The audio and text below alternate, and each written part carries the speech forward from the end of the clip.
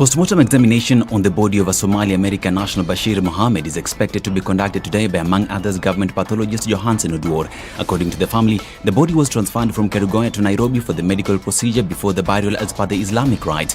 Bashir's body was discovered by a resident before it was transferred to Kerugoya Level 5 Hospital, where the family identified it. The body had deep cuts on the head and police are continuing the investigations. A 26-year-old man is in police custody for killing a 15-year-old boy at Rai, Kisumu County. The man was surrendered himself at Central Police Station. This is Newswire. I'm Dennis Aseto.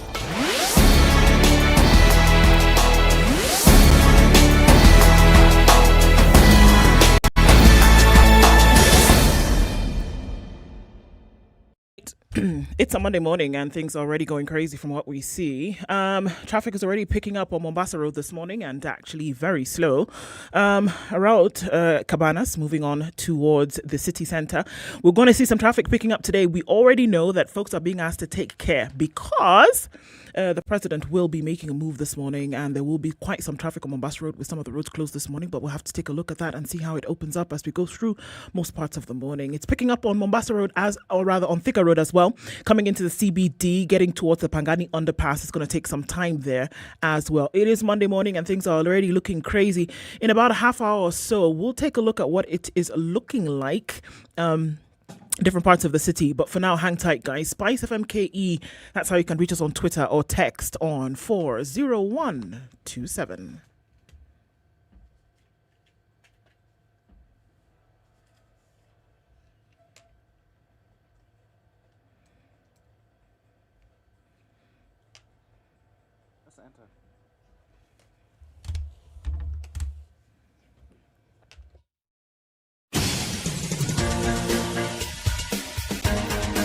This is The Situation Room, the home of hard-hitting political commentary and penetrating insights about the state of the nation. This is a talk radio experience like no other. The Situation Room, a place for hard truths, debates, and elevated conversations. The Situation Room, witty, political, engaging, deep, controversial. In the room, we have C.T. Muga, researcher, academic, seasoned political observer, a fountain of wisdom in these politically uncertain times. Ndu Oko, Nigerian by birth, Kenyan by choice, communications expert, Pan-Africanist, a truth seeker and believer in people power, and Eric Latif, agent provocateur, the man in the chair, seasoned journalist, news hound, a man who believes in punching up, not down.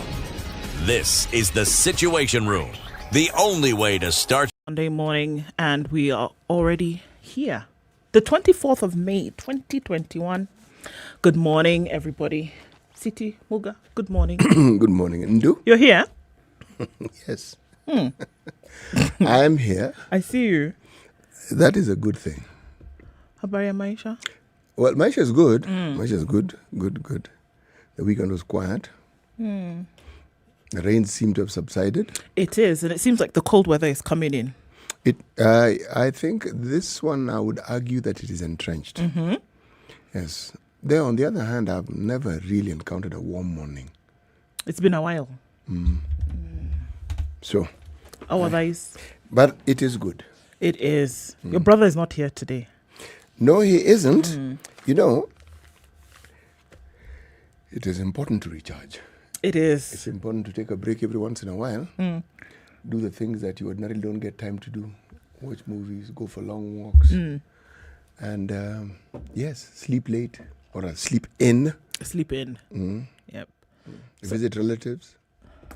So the assumption is that Eric Latif is doing all of those things over the next few days. Well, I'm being generic about it, but I'm certain that he has things that if he's the true African that I know him to be, the one thing he'll do, he'll work even harder than he normally works here and come back after his brief leave, even more tired. More tired than he was before he left. Yes.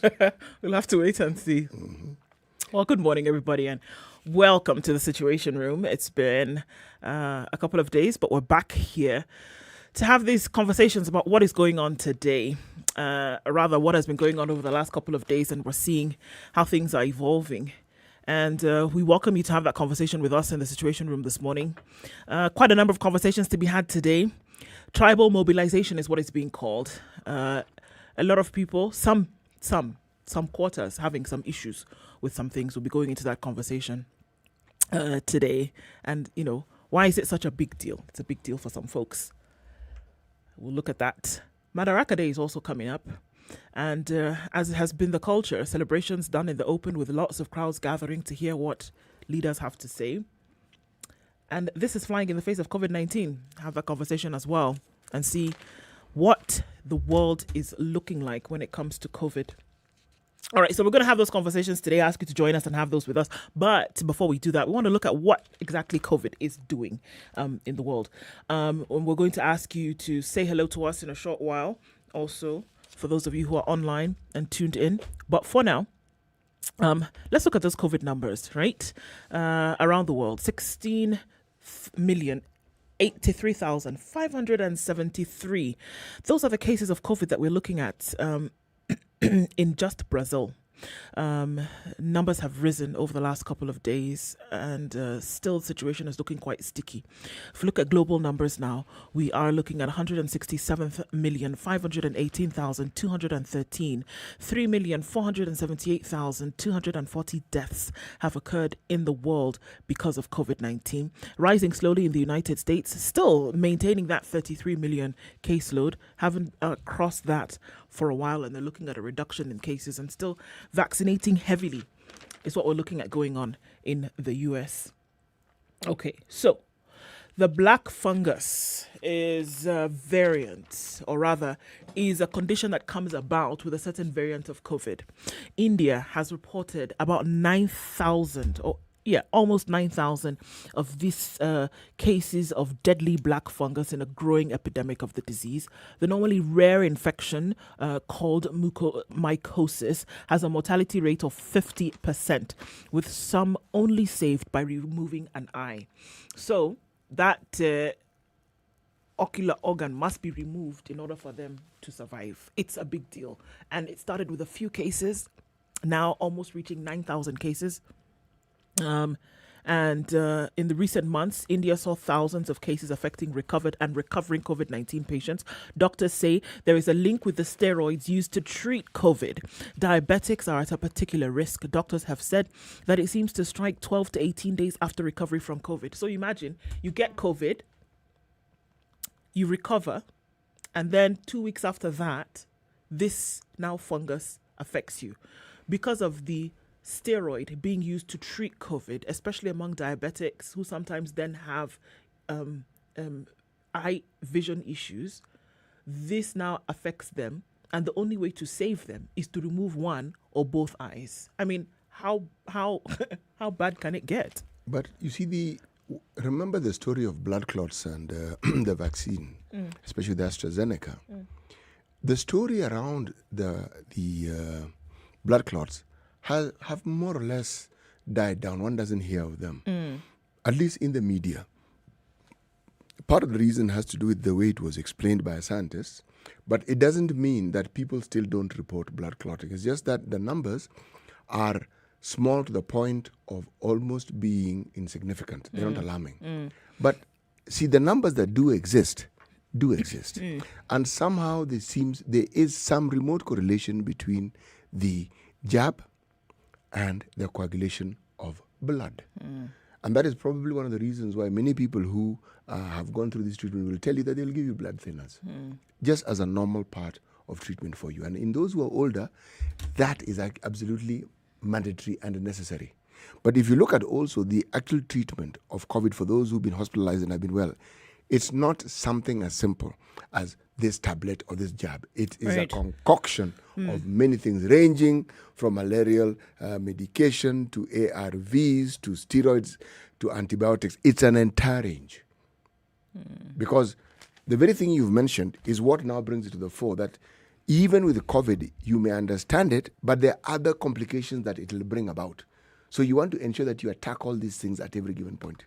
But the other damning issue with regards to this is now the cost. Right. So that when somebody is genuinely unwell and he's been hospitalized and probably the ICU, it's not just the ICU. The process of being provided for, the medication that is necessary to keep you alive, is an extremely costly undertaking. Yes.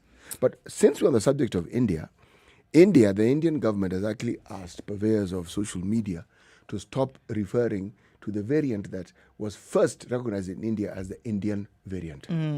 What would they prefer that it was called? I am not certain. But what I do know is that if a variant is recognized or is first discovered, if I may use the word, in a part of the world, it will be identified with the part of the world it was first discovered. As we said, we had the South African variant, we had the British variant, the Indian variant, and I dare argue that any country that has had a surge like Brazil, they also have their variant. Yes. Well, I mean, look, okay, it would be. I mean, we had it named after countries for some time. It was named after who here and the other thing. It would seem, it appeared there in the first place. I don't think that anybody would have meant anything untoward by saying this or doing, calling it an Indian variant. It just means that it was found there in the first place, right? But ask yourself, if you're the Indian government and you had a situation where you had COVID under control, because they did with the population that they have, and then come these religious festivals and you suddenly open your doors and you allow people. And the conversation in the country is that we've beaten COVID. So really all the measures that were being taken previously, people now ignore. Then you have this alarming surge. It's daunting because people dying, and when they're dying, these are politicians, remember? You really can't escape from the reality of fingers being pointed at you. And look, it's the people who don't abide by the norms that are required, but they'll point fingers at you and say, why didn't you stop us? Why didn't you do this? And these festivals where throngs and throngs of people get together, this is not something that is new. We've seen it. We now even know it as a fact. You have these large gatherings, expect a major breakout. Just sit back and wait, because it'll happen. It's going to happen.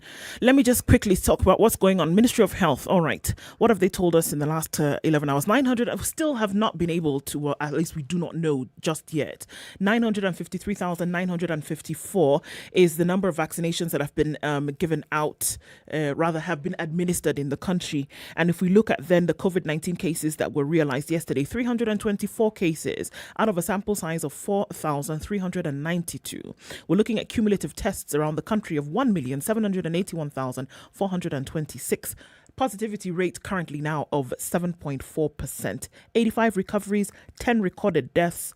Cumulative fatalities now in the country stand at 3,059. 3,059, I beg your pardon. So I'm just going to go over that again. Cumulative fatalities in the country at 3,059. The word is still about that we are waiting, hoping, that we will have more vaccines in the country. Everybody's going on that line now. A lot of people, even the experts, telling us that, what we need to understand, if we have a good number of the population vaccinated, we then will be in good stead.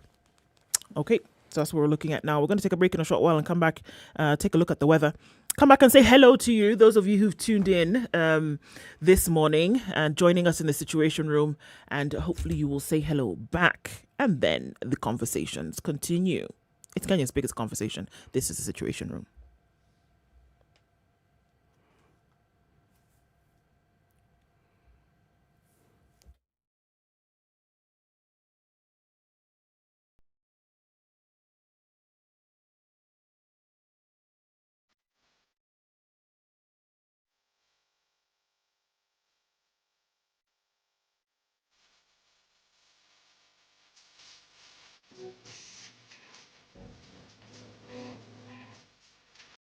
When you see someone being jailed, a governor or two or someone who stole, then people will fear. Because our problem is not the borrowing, it's the stealing. We've become actually a nation of thieves.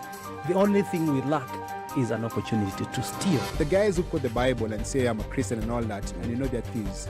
Return what you have stolen 4 times. If you know that you have property or anything that you have stolen, just return and say, my God does not allow me to hold stolen things. We are also a reflection of you, because you elect us. We don't get into our office by ourselves. We are a reflection of the people who elect us. We don't want to go to the streets. We have a constitution that enables us to assert our will. When the legislature are now being taken as hostage by the executive for whatever reason, We are now bound by what they want us to do. This is just outside the realms of reality. We have impunity written into the DNA of our political class. How old were you when you learned that Jeshi la Wokovu is Jeshi la Wokovu? I can't say it very well. Well, And everyone knows.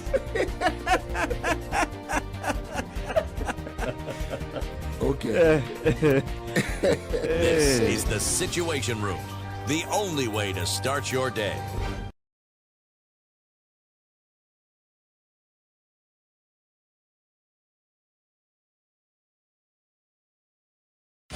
"24/7 around the world, non-stop. This is Spice FM. We've been all through it, you know. We go to school, study hard, get the much-deserved grades and celebrate our graduation. Then reality hits us. We get to the job market and we simply don't know where to start off. Thankfully, by visiting jobs.standardmedia.co.ke, your next career breakthrough could be a click away. Get the best in career advice, employment opportunities, internships, part-time jobs, CV writing and interview coaching. Give your career the much-needed lift on jobs.standardmedia.co.ke.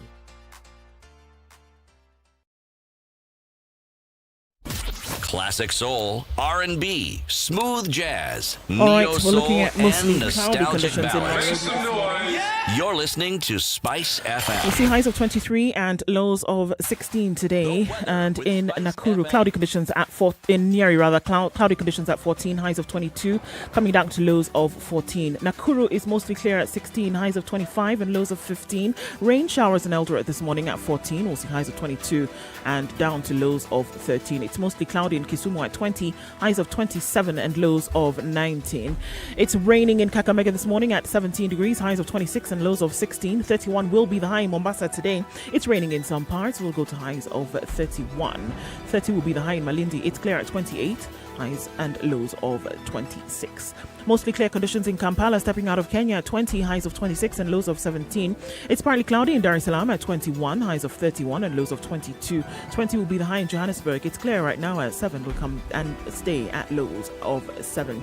It's 26 and cloudy in Lagos, highs of 33 and lows of 26. 25 will be the low in Kinshasa. It's clear at 24, highs of 34. Looking out east into Beijing, 23 degrees and sunny conditions, highs of 24 and lows of 11. 11 degrees is what it is in Paris this morning. Rain showers, highs of 16 and lows of 8. Very early morning in London as well, and clear conditions at 9. Highs of 13 and lows of 8. It's 22 degrees in New York this morning, quite warm. Highs of 32 and lows of 16.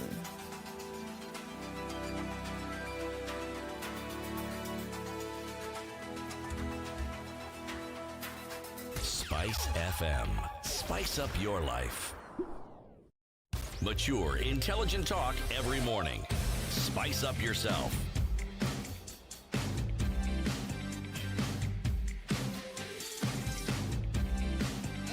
Mornings done right.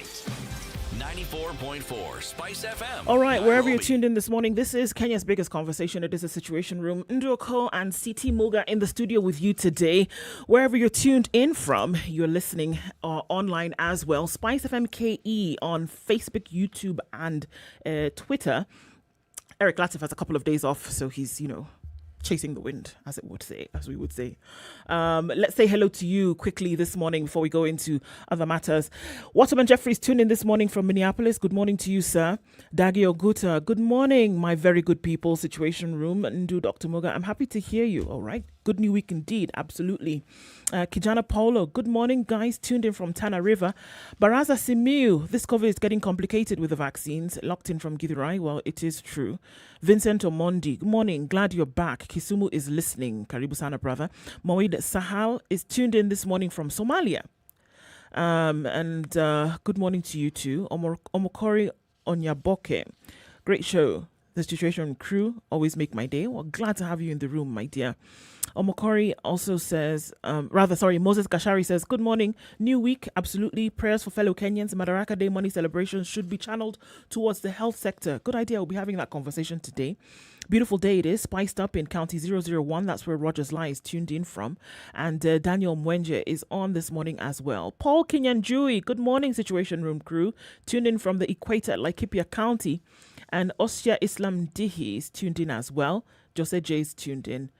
So many more people tuned in this morning. Good morning, everybody. And Karibuni Nyote as we kick off and see what's happening in the papers today. But really quickly before that, Standard Jobs, right? Folks are looking for jobs. Definitely that is the case. Standard Jobs has a lot of answers in terms of what's available for us over time, right? So all you need to do is log in standardmedia.co.ke/jobs and find out the offerings up for folks this morning, all right? Today and over the next 24 hours. Monitoring and Evaluation Officer from the Ministry of Health, Front-End Developer, IT Operations Engineer, Marketing and Membership Services Officer, quite a number in terms of offerings, Head of Monitoring and Evaluation and Program Effectiveness, Legislation Specialist. Somebody's also looking for a Senior Accountant. What do? You log in and then you apply from here and then you find out if you're in the running for these jobs. All right, minutes are ticking by. Let's take a look at what's going on in the papers this morning. Headlines across the board. CT. What have you got? My. Every headline, with the exception of the Business Daily, is politics. If you start with the East African, the headline was Congo digs out bad mining deals. President Felix Tshisekedi has ordered probe into badly negotiated contracts as Israel magnate Gettler targets 3.7 billion windfall. Politics. Mm-hmm. If you look at the Daily Nation, Uhuru's hand in Muturi's coronation. Look at the Star. Power struggles rock DP Ruto's hustler nation. If you look at the Standard, bitter battle breaks out in Ruto camp. So, I will start with the Business Daily that doesn't have a political headline. Steel tycoon. There's a gentleman called Narendra Naval. He's a steel tycoon, and he's a gentleman who had offered something very, very peculiar in this country to afford some assistance. CSR of the highest order. Now, he wants to buy off Mumias, the sugar factory, and he has offered 5 billion shillings to buy off Mumias. To the government? Yes. Mumias, well, let me just explain so that you understand. The ownership of Mumias is not as simple as we would like to think it is. Because 20% is owned by the Treasury, 1.72% by KCB, 1.17% by Jubilee, and 77% by others. Okay? Mm-hmm. So, given that this sugar factory has been under receivership, the Devki group of companies, chairman, Narendra Raval, had said that he would like to put in a bid and see if he can revive this particular factory. Now, I chose this to lead our discussions on the newspaper headlines today for one reason. If indeed Mumias is revived, what you're talking about is not a factory beginning to work again in its full capacity. No. You're talking about the many thousands of sugarcane farmers in that region, not just the Mumias region, that region, who have been languishing in poverty, suddenly having a revival in their fortunes. You're talking about schools. You're talking about children going to school. You're talking about an economy that will be revived. Because the economy of that particular region, that Mumias region, and the environs depended on the sugar factory. Sure. So a lot of children were able to go to school because their parents worked in cane farms and then sold their cane to the factory. Yes. A lot of people had jobs on the farms themselves, and then, the livelihoods of their own families like that. So with it dying, essentially, a lot of livelihoods then died. So now with this coming back, people then have some kind of renewed hope that, all right, it will be the sort of epic shot in the arm that particular region and that community would desperately, and has desperately needed for quite some time. Would need. Because one of the things about any successful venture we've had in this country, you'll find that the bulk of the participation in that sector is small-scale farmers. And it's a small-scale farmer and even the large-scale farmer, they have suffered immensely as a result of this. Yes. So that is where we are. Okay. So we're not going to be able to ignore it, at least not for long. Okay, so let's just look at this really quickly. Uhuru hand in Muturi's coronation is what is on the front page of the Stand of the Nation. It all started with President Kenyatta's remark in January that the presidency was not a preserve of only two communities. One of the planners of Saturday's ceremony says, taking the cue, Meru's Njuri in Cheke, elders then made a suggestion to the head of state, which he did not oppose. So, according to them, look, this was not even us. It can't just be that it was one person who made a decision about where they wanted to go. This was actually a suggestion from the head of state. And this is now what the story says. President Kenyatta was aware and tacitly supported plans to install the National Assembly Speaker Justin Muturi as spokesman for the Kikuyu Embu Meru Association or the Gema communities. It has emerged. The president's cousin, Captain Kongo Muigai, who was among the key planners of the Saturday ceremony, says the president was aware of the controversial plan. So the controversial plan now is being called by this story. Mr. Muturi was anointed to the Mount Kenya spokesman at a Holid Mukure wa Nyangandhanga shrine in Murang'a. According to Mr. Muigai, it all started with the president's suggestion in January that Kenyans consider having a rotational presidency to promote equitable sharing of power among the country's tribes. While speaking in Kakamega at a funeral of the Amani National Congress leader Musalia Mudavadi's mother, Mr. Kenyatta said the time had come for other communities to lead the nation. Only leaders from the Kikuyu and Kalenjin tribes have held the presidency more than 6 decades since independence, out of the more than 42 ethnic communities.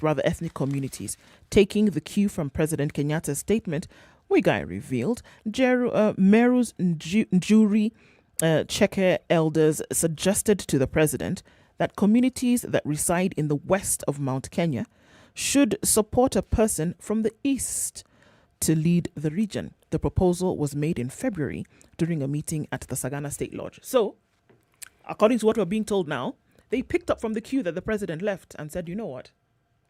It's a suggestion that he has made. It's about time. So, hey, here we are sitting in a good position to be able to do so.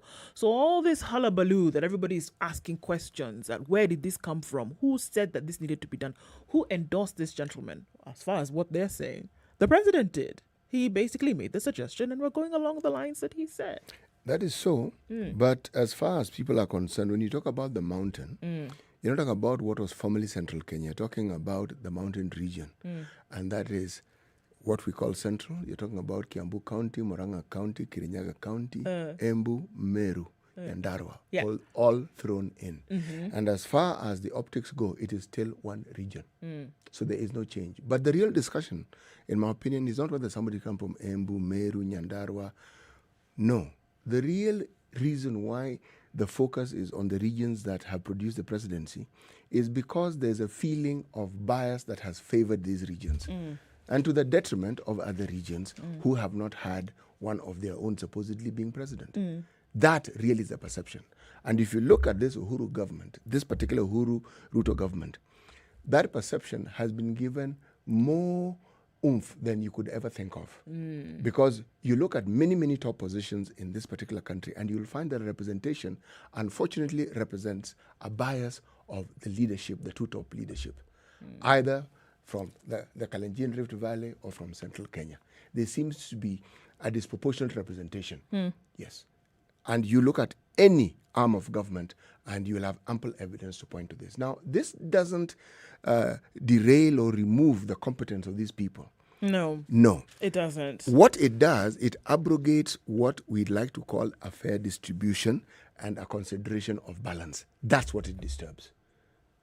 And so long as those optics remain, the feeling that once again, our particular region wants to dominate the country at that particular level will persist. So even as there's discussion and talk about these things, and I'm sure we'll be talking about this later on, these are things that one must definitely consider. For sure. Yes. All right, we're going to take a break and look at traffic in just a little while. All right, so the e-paper, the standard e-paper, there's an option for you to be able to read the paper on the go for 10 shillings. And all you need to do is log on to standardmedia.co.ke and then your e-paper. And what that allows you to do then is be able to read the paper. You pay your 10 shillings and you can do this via M-Pesa. For 10 shillings, you can have access to all the news on a national scale, international, sports, business, finance, across board. Standard e-paper, 10 shillings is what is allowing you to have access to all of this content, and you can do this every day for that price. I think it's a good deal. No? Yes.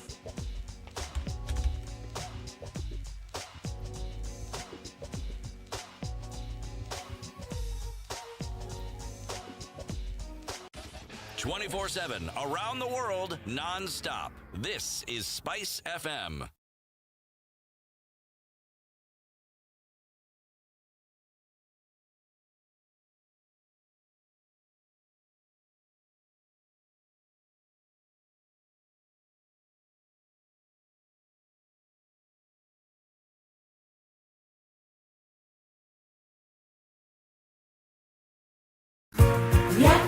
Ishirini safari anza ya kutunganisha kama Wakenya. Twende tukiuke, let's go beyond, let's go beyond, let's go beyond. Mimi na wewe tukikuni, kazi nzuri ya kujivunia. Let's go beyond, let's go beyond. Kwa juhudi na matumaini, twaelekea kesho pamoja. Twende tukiuke. There are so many people peddling what is false and that it bears remarkable resemblance to what is true. Politicians have their agenda, and their agenda is to use every opportunity to sell that agenda and to loot this nation. I have seen major strides that are done in this country when we talk to each other as against talking at each other. We start getting back into the tribal cocoons which were put to us by the colonial powers. You know, they gave us physical freedom but not mental freedom. We're still mentally colonized today into these cocoons of tribe. Now, if you live in an area where it's difficult to find a dog, He's a goat. I kid you not. In which part of this country is it difficult to find a dog? So that you resort. Nafandi umbo yako iko na ni umba special. This is the Situation Room, the only way to start your day.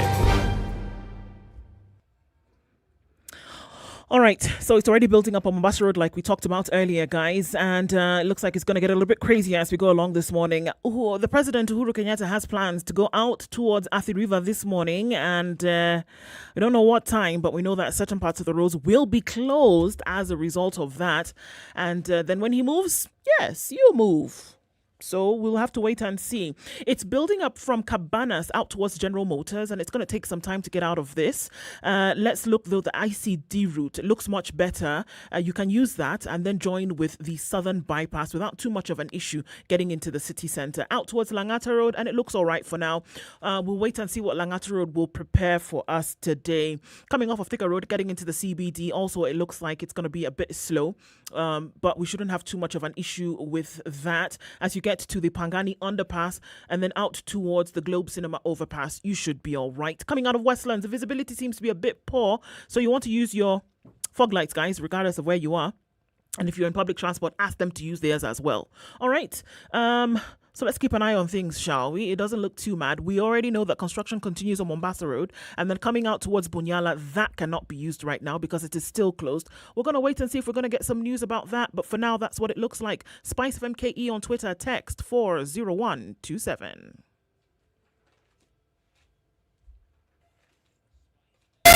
Spice FM, Malindi. Mature, intelligent talk every morning. Spice up yourself.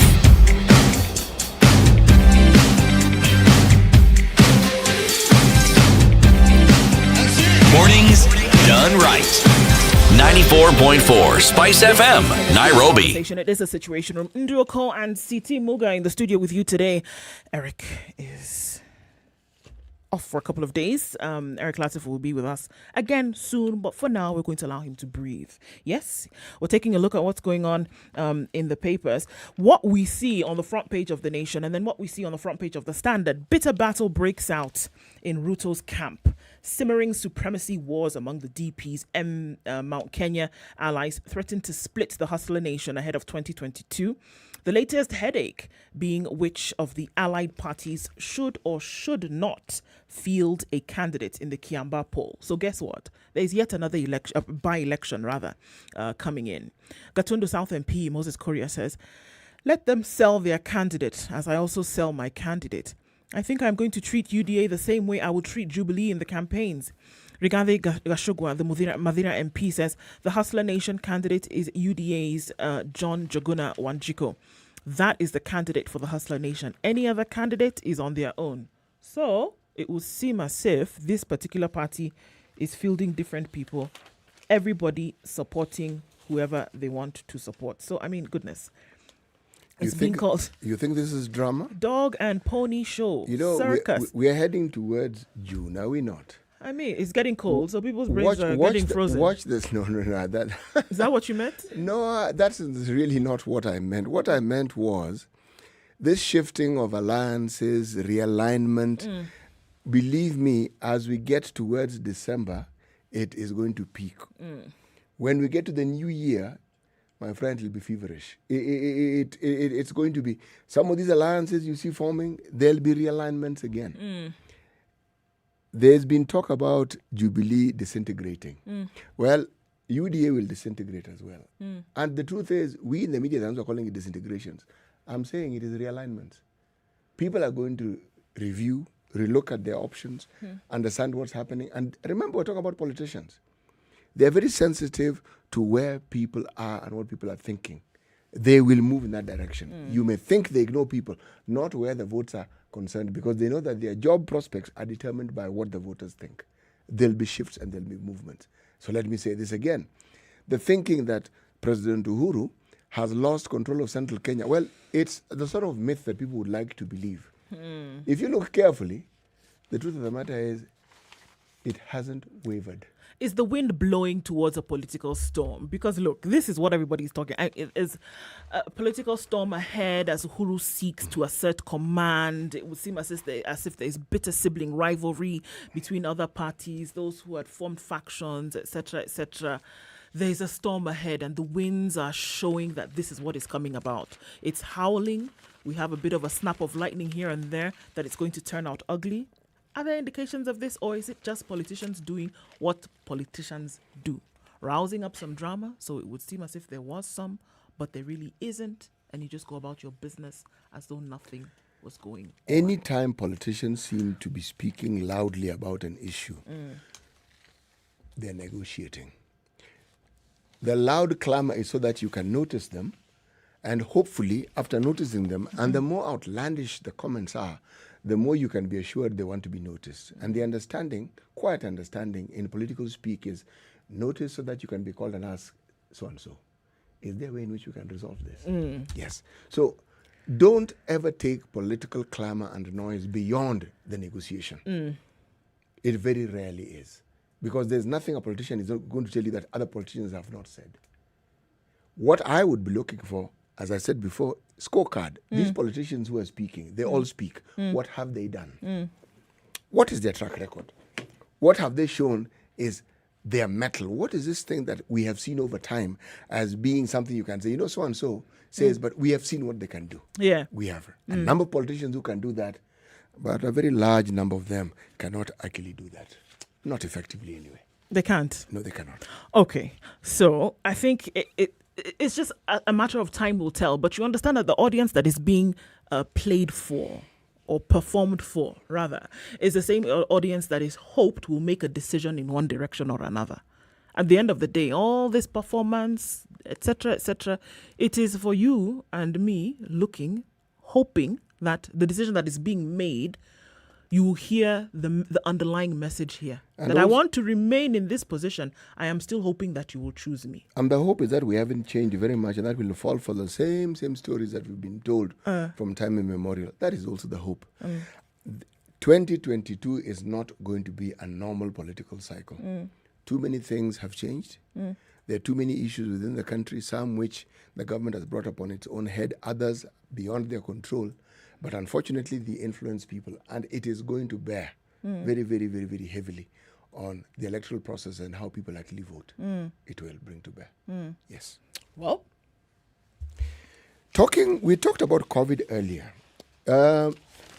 Business Daily, page 2, mentions something that I think is worth reading, that COVID-19 vaccines create 9 new billionaires. Yes. Profits from COVID-19, and I'm reading here, jabs, have helped at least 9 people become billionaires. okay. A campaign group says, calling for an end of pharmaceutical corporations' monopoly control on vaccine technology. All right? Now, let me just read the names, okay? There's a gentleman by the name of Stefan Bancel. He's the CEO of Moderna. The money that is allegedly accruing from his work in the vaccine world should amount to $4.3 billion. Unga Sahin, CEO of Inform of BioNTech, $4.4 billion US dollars. Timothy Springer, founder investor of Moderna, $2.2 billion. Nubar Afeyan, Moderna's chairman, $1.9 billion. Juan Lopez Belmonte, chairman Rovi, $1.8 billion. Robert Langer, founding investor of Moderna. These Moderna fellows are making tons of money. This is a legit COVID business. No? Yes, it is. Okay. It is. They were behind it, and they invested. Now they're reaping $1.6 billion. Zhu, I don't know how this is pronounced. ZHU Tao, chief scientist officer at CanSino Biologics, $1.3 billion. Kui Dongzhu, senior vice president, CanSino $1.32 billion. Mao my goodness. Hui Hua, senior vice president, CanSino Biologics, $1.0 billion. Now, the combined wealth of $19.3 billion is enough to fully vaccinate all people in low-income countries 1.3 times. Okay. Just so that you understand. The combined wealth of these 9 individuals is enough to do what now? Vaccinate all people in low-income countries 1.3 times. Okay. Everyone, and then add another 0.3. And everybody gets vaccinated. Okay. Yes. Okay. You know what? We need to take a break.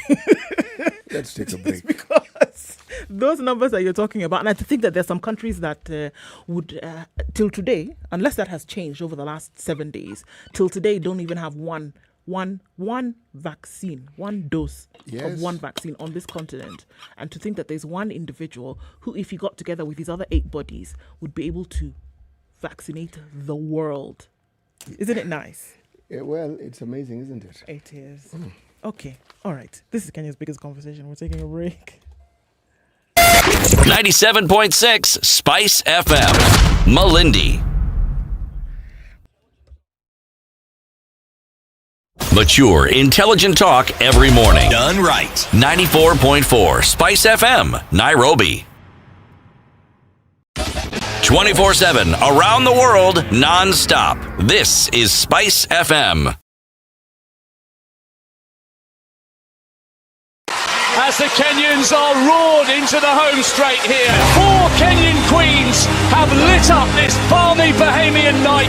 It's where the rivalry is unmatched, where the soul meets the track, where the great are distinguished from the good. An arena where the records are broken. A new world record. It's not just been beaten, it's been obliterated. A stage where the legends are born. For Team Kenya, the Olympics is more than just a sport. It is our tradition. It's an event that has put Kenya on the roadmap. The Standard Group lets you watch every minute and every action live in the 2020 Tokyo Olympics, because we live for Team Kenya. We live for the game. At Standard Group, sports lives here.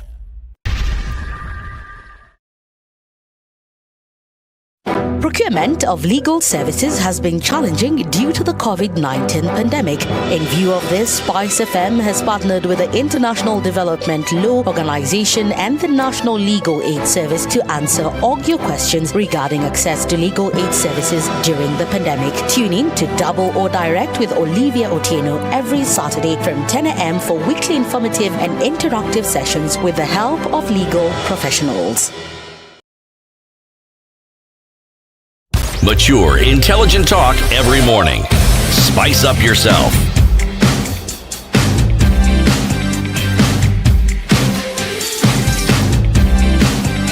Mornings done right. 94.4 Spice FM, Nairobi. 94.4 in Nairobi this morning is where you're tuned in listening to Spice FM. If you're tuned in online, Spice FM KE on Facebook, YouTube and Twitter. In the Situation Room this morning with Ndroko and CT Muga. We're looking at what's going on in the headlines and it continues. So there's a volcano whose lava is causing a little bit of havoc in the Democratic Republic of Congo. CT, did you see that over the weekend? I did. And you see, one of the things about this particular area, the mountain is called Nyiragongo. It's in Goma. It is very near the Rwandese border.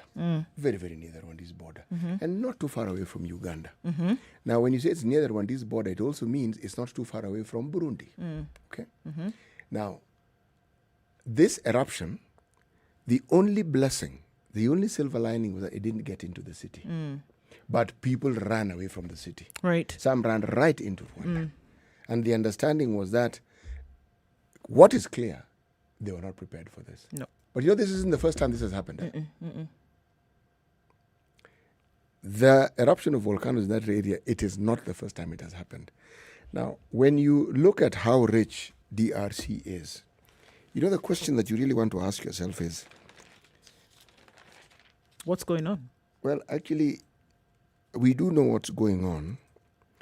The question that I would ask myself is it really possible that this continent is cursed with the political leaders who cannot see beyond their noses? I don't know, man. Because all these deals they get into with multinationals and what have you, surely you can get into a deal and guarantee that your citizens benefit immensely. That there would be some kind of protection, you know? You know, this wealth we are talking about is enough to give the people who live in this country a good living standard. Now, you tell me, if you lead a country where you have good health, you have good roads, people are guaranteed of jobs, there are good schools, that is going to be a peaceful country. It is. It will be a thriving economy. Wealth will be created. So surely even you who is leading it will be a wealthy person. And you don't even need to steal from your people. You don't even need to. No, you don't need to. You actually don't need to. But of significance, you can retire peacefully knowing no one is going to be chasing you.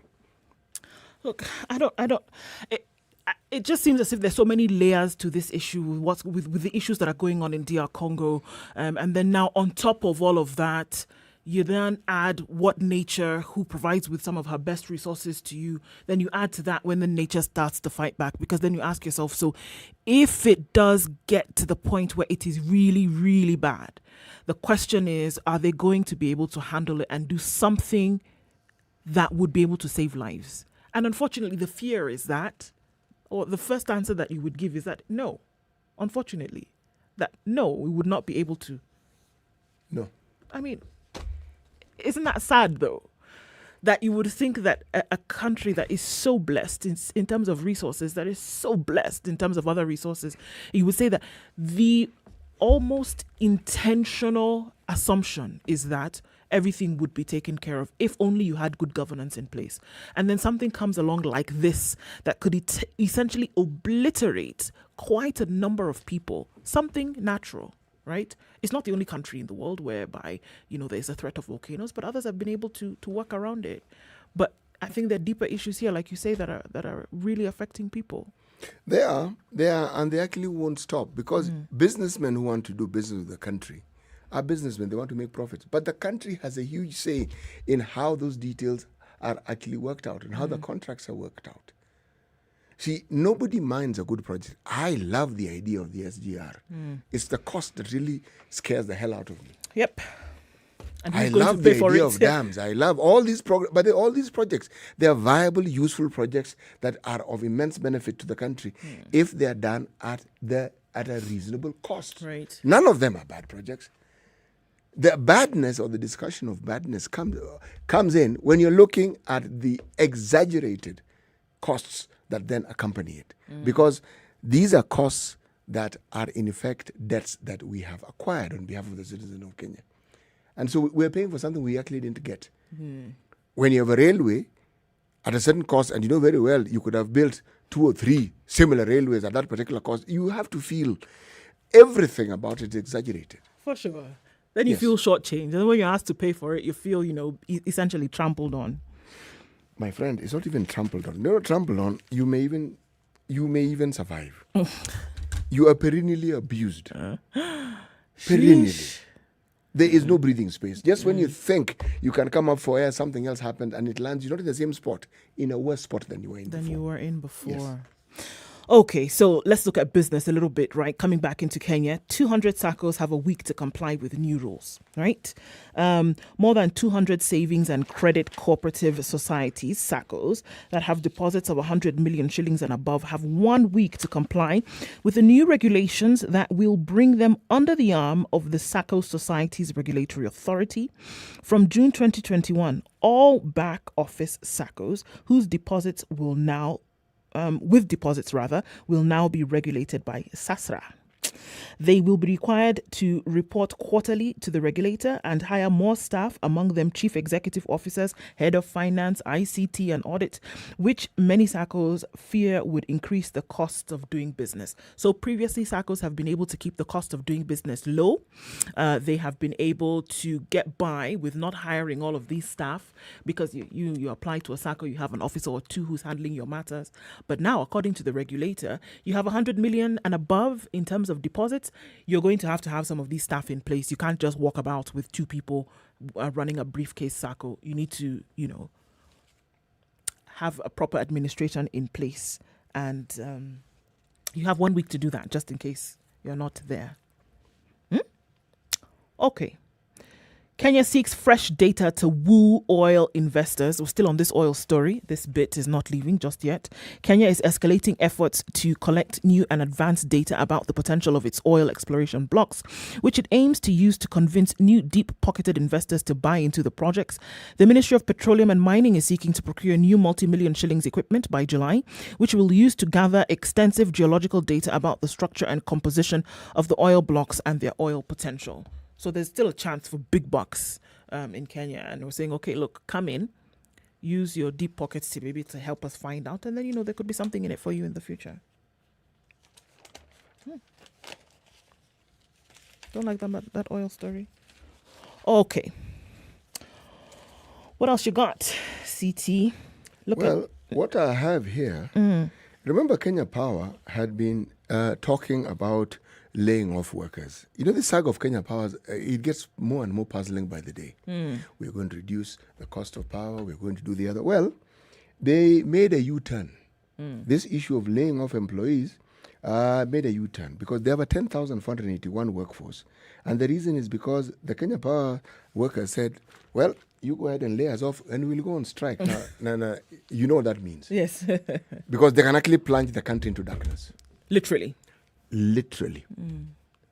What I wonder is, what is it about employers and having discussion? This public participation that we have in our constitution is a beautiful thing. And it should permeate every aspect of our lives, not just political issues and procurement issues. Whenever you want to do something, have a conversation with your workers. Explain what you want to do.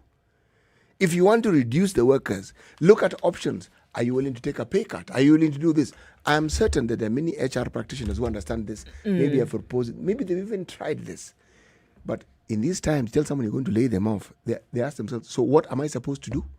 Because the demands that I have in my life are not suddenly going to disappear because my job has disappeared. Sure. So this requires a long discussion and a profitable and a fruitful discussion. Sure, I think in this day and age whereby, before it was cut and dry, it's either one or two. In this day and age, there are options in terms of what you can do because the demerits far outweigh what not having this conversation would do. You need to talk to people and find out how exactly can we help. Actually talk and then listen to them. Find solutions that allay the fears that they have. And these very same people can provide you with solutions if you ask them. After all, they are part of you. What do you think we should do under these circumstances? Let me be bold enough to say that even as you have people who work for you in this troublesome economy, why don't you, instead of offering them money you don't have, offer them equity? Yes, if that particular company has private stocks that feature in our stock exchange, why don't you translate what you ought to pay your workers into equity so that they become shareholders of this organization? When I know I'm a shareholder, I'll work very differently. I will be vested in it, and I will want to ensure that this organization makes money. Yeah, because I mean, essentially, what I'm saying, what you're telling me is that we're in it for life, right? Yes. So we are we're partners in this thing. Yes. And let's see how we can make and it it is better. in my interest that we stop pilfering and that we make the profits. Believe me, all this nonsense we keep hearing of will slowly but most surely disappear. Do you think I'm going to allow you to steal when I know that I'm part of it? You're robbing me directly. The check and balance will have been put in place. There's a need for vertical thinking here. I think absolutely. There really is. As I was saying, I think gone are the times when you don't have the conversation. But what are we doing this morning? We are definitely having that conversation. Because think about it, CT. The whole country plunged into darkness because you couldn't have a conversation about how you can essentially protect your workers. I think it would be an absolute mess. I mean, I don't even think it. I mean, it's very clear that that is what the situation would be.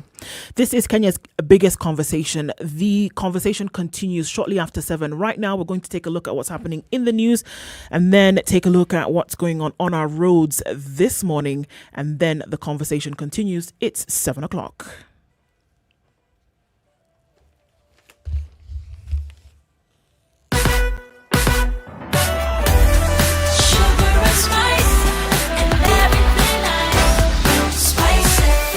Spice up your life. The latest news from around the world. 94.4 Spice FM.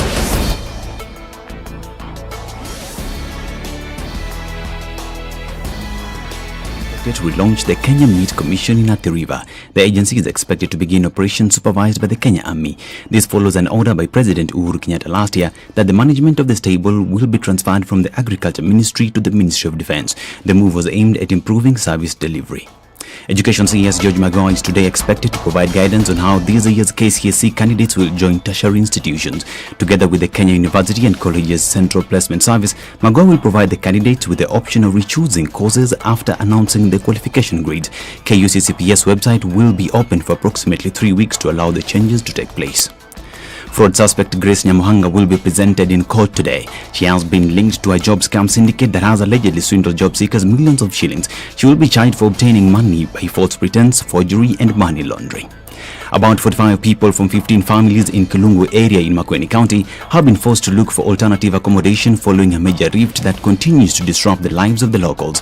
Makueni Red Cross Branch Director Evans Peter said the agency had helped some of them find shelter from their neighbors, but they are calling on the government to help them find a place where they could pitch tent for a while. In one village which is highly affected, inaitwa Kivembe village, inaffect 15 households.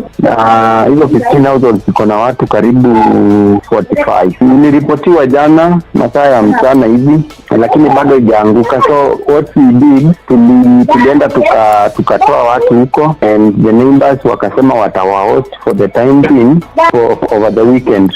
Those living in dangerous areas have been asked to move to avoid disasters that could occur, especially during the rainy season. FIFA is to launch a feasibility study into holding the men's and women's World Cups every 2 years instead of 4. The proposal by Saudi Arabia's Football Federation received backing at FIFA's annual Congress. The men's World Cup has been held every 4 years since the inaugural tournament in 1930, except in 1942 and 1946 because of the World War II. This is Newswire. I'm Dennis Aseto.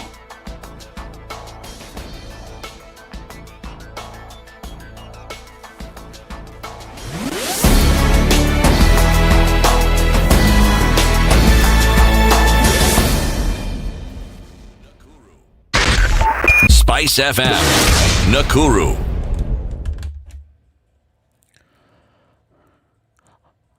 All right, so we are looking at some traffic on Thika Road this morning, and it is actually quite high. All right, so traffic on Thika Road this morning is actually getting quite thick this morning and heading out towards the Pangani roundabout, the Pangani underpass, heading out towards the Globe Cinema overpass. We're looking at some traffic this morning. It is quite thick also on Mombasa Road today, headed out towards General Motors. It's going to slow down considerably, guys, quite some because of obviously the construction, that narrow area at General Motors. And we already know for anybody who's planning to get on Mombasa Road today, in and outbound, that you will be stopped at some point because the president will be heading out. So you want to plan your journeys way ahead of time. Think about this one. The Southern Bypass is looking pretty good.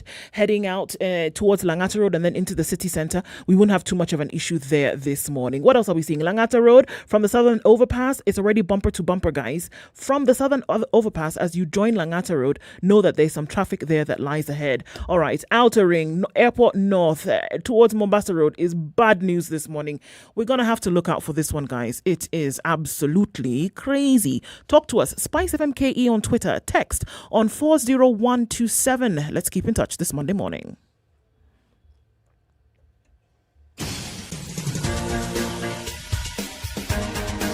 This is the Situation Room, the home of hard-hitting political commentary and penetrating insights about the state of the nation. This is a talk radio experience like no other. The Situation Room, a place for hard truths, debates, and elevated conversations. The Situation Room, witty, political, engaging, deep, controversial. In the room, we have C.T. Muga, researcher, academic, seasoned political observer, a fountain of wisdom in these politically uncertain times. Ndu Oko, Nigerian by birth, Kenyan by choice, communications expert, Pan-Africanist, a truth seeker and believer in people power, and Eric Latin, agent provocateur, the man in the chair, seasoned journalist, news hound, a man who believes in punching up, not down.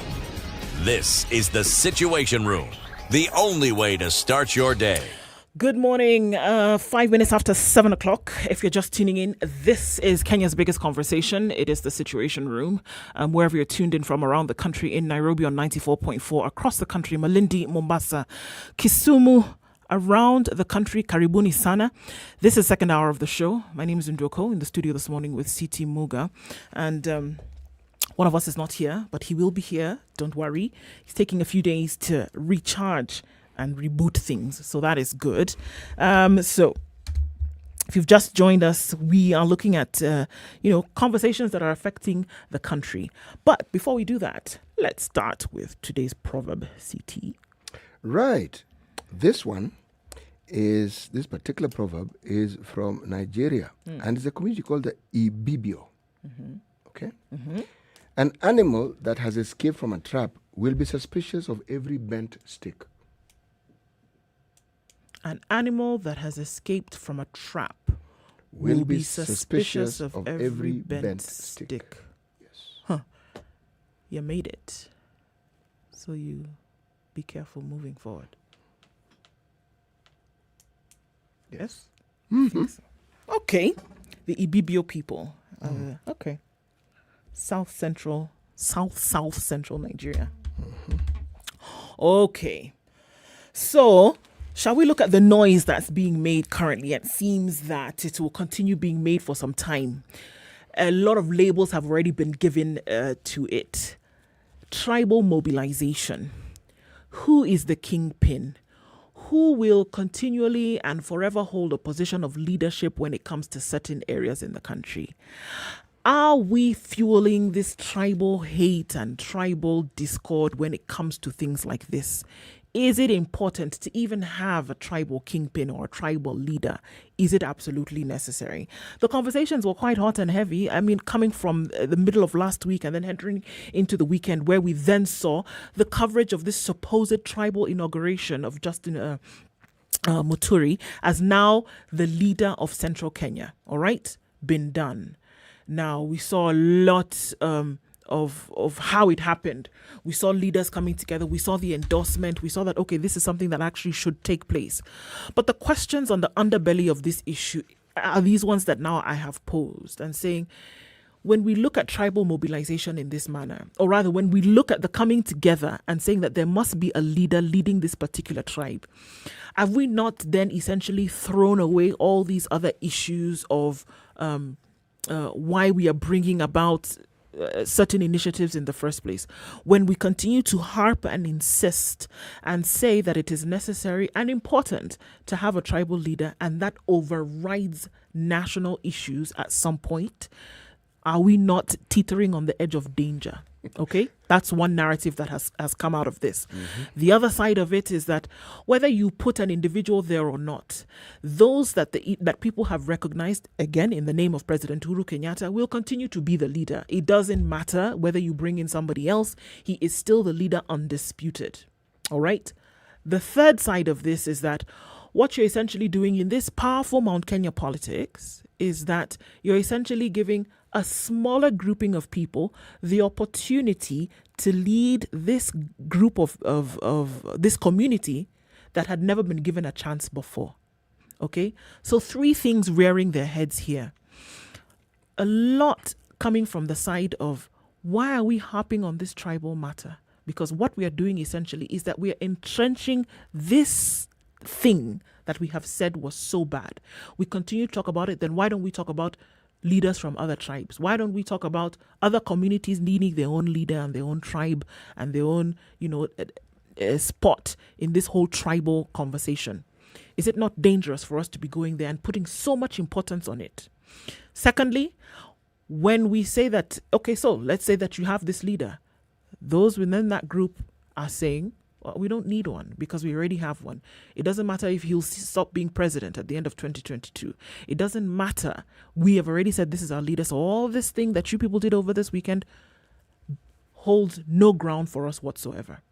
And then finally, on the other side is that, even as you have done this, what you've basically said is that you're giving the smaller groupings an opportunity to be seen and to be heard within this larger community. So many pieces to this puzzle. But the one that stands out for me, CT, is that as you continue to talk about these tribal mobilization and these tribal groupings and need to have them, that you're entrenching this dangerous thought in the minds of people that we need to have our own. Why do you call it dangerous? I know. Is it not tribe and this thing that they said we were trying to get away from in the first place? When you had initiatives like the BBI coming into place and saying, well, you know what, we need to step away from these tribal cocoons and we need to come out together as one people, not ignore where we are from, but it should not take precedence over this national agenda and community agenda for Kenya as one. And then we are doing this and we spent 7 days talking about this thing. Don't you find it strange that the very people who lead this particular discussion that you're saying are the very people who then proceed to form these tribal cocoons that you're speaking of? So I will not give it very much thought for this simple reason. The politicians will say what they want, but by and large in this country, people actually live with a great deal of tolerance and understanding of each other. You will find Kenyans in every part of this country. You will not say that there's one part of this country where you'll Kenyans find can't Ugandans. go to. Okay. No. And you will also find East Africans in every part of this country. The thing that Kenya is pleasantly known for is the tolerance of having other people living within its borders. And if we have it for our neighbors, then even for among ourselves, believe me, you will find every tribal community that you can think of represented in almost every part of this country. Now, forget the talk of tribalism. What that tells you is that tribalism exists in that we have tribes in the country. But the weaponization of these communities, that is a politician's tool, and they're the ones who do it repeatedly. That it doesn't bear much fruit beyond every 5 years in the election tells you that the people they're trying to mobilize understand the limits to which they will go. The only time it becomes dangerous is when war drums are being beaten and every ill that a community has is being blamed on one particular community or several, and then we see what happened in 2008. Now that is criminal activity and must be treated as criminal activity in the name of tribalism. Sure. This doesn't pave the way for that in any way, shape, or form, CT. It's taken national focus, like I said, for the last 1 week. This is what we've been looking at. That there's a tribal picking pin that then is now being selected, and then there's going to be an inauguration, and he's been having a moment where he's, been prepared, and then he will present himself before a shrine. It's been in the news. It's taken center focus. One community for the last 7 days, and people are still having conversations about it. Do you not see that there's a possibility whereby it could be harbored in the minds of those who have had a bad thought previously about why are we talking about this thing and what does it matter?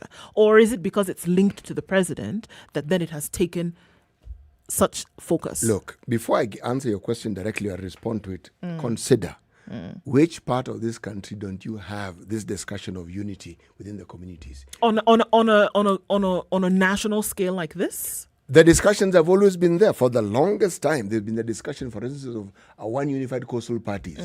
Okay? Something that isn't going to happen soon. And it isn't going to happen not because the people of the coast don't want it, but the leadership that we have in the form of the governors that we have cannot seem to get their act together. Everybody wants to talk about the unity, but then they want to pursue their own individual agendas. And then if you look at the parties that exist, those parties are already aligned to certain political parties within the country, like Jubilee, and the leadership of some of those parties are also already aligned. There's always talk of the ODM party holding sway at the coast, but it doesn't mean that other parties don't exist. You have parties where those who led it, the shining lights of that particular party passed away. There is a vacuum for a unifying figure because these leaders we're talking about, all the governors you're talking about, you're talking from Lamu, come down right up to Taita Taveta.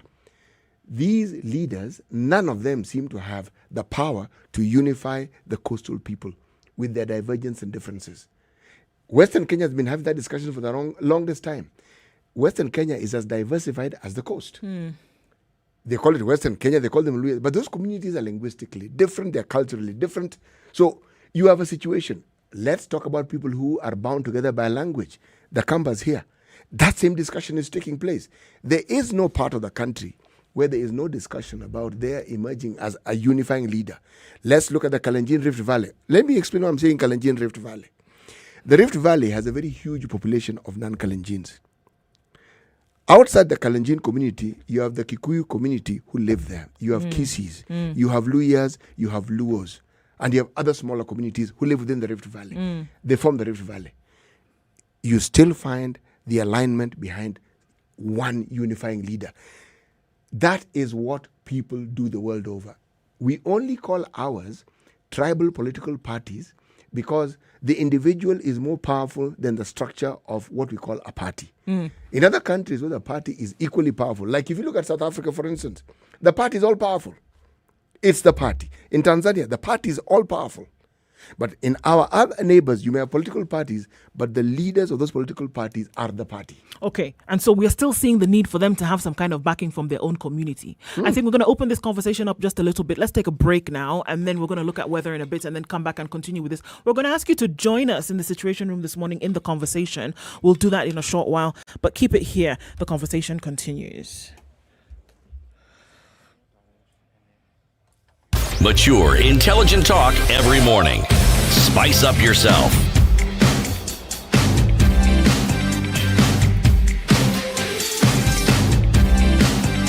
Mornings done right. 94.4 Spice FM, Nairobi. This is the Situation Room. The only way to start your day. Spice. Mature, intelligent talk every morning. Spice up yourself.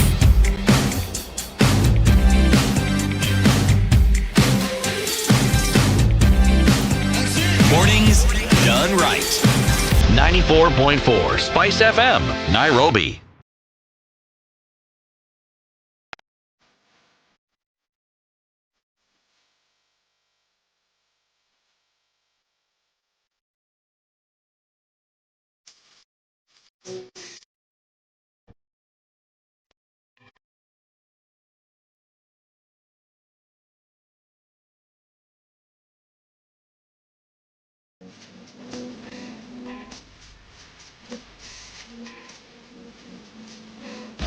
24/7, around the world, non-stop. This is Spice FM. Hello. Halo, umesikia? Nimesikia nini? Hujasikia habari? Hebu wacha nikuambie kile kimetokea. Hello? Hello? Hello? Don't wait for hearsay. Dial *550*1# to read the standard e-paper from the convenience of your mobile phone for only 20 shillings from your telecom line, and stay up to date for a reliable source with over 100 years of experience with no additional data charges.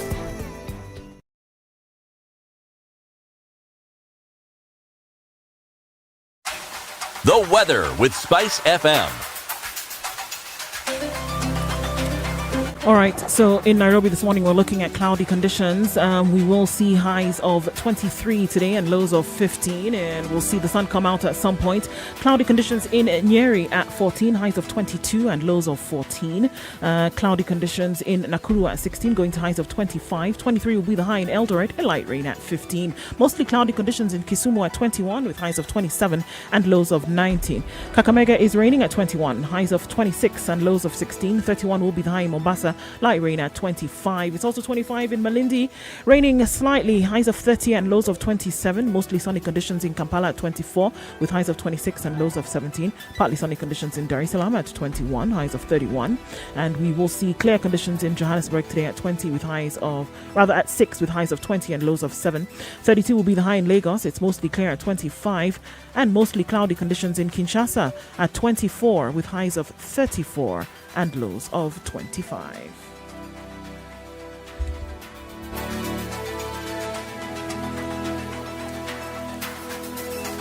Classic soul, R&B, smooth jazz, neo soul, and nostalgic ballads. Make some noise. Yeah. You're listening to Spice FM.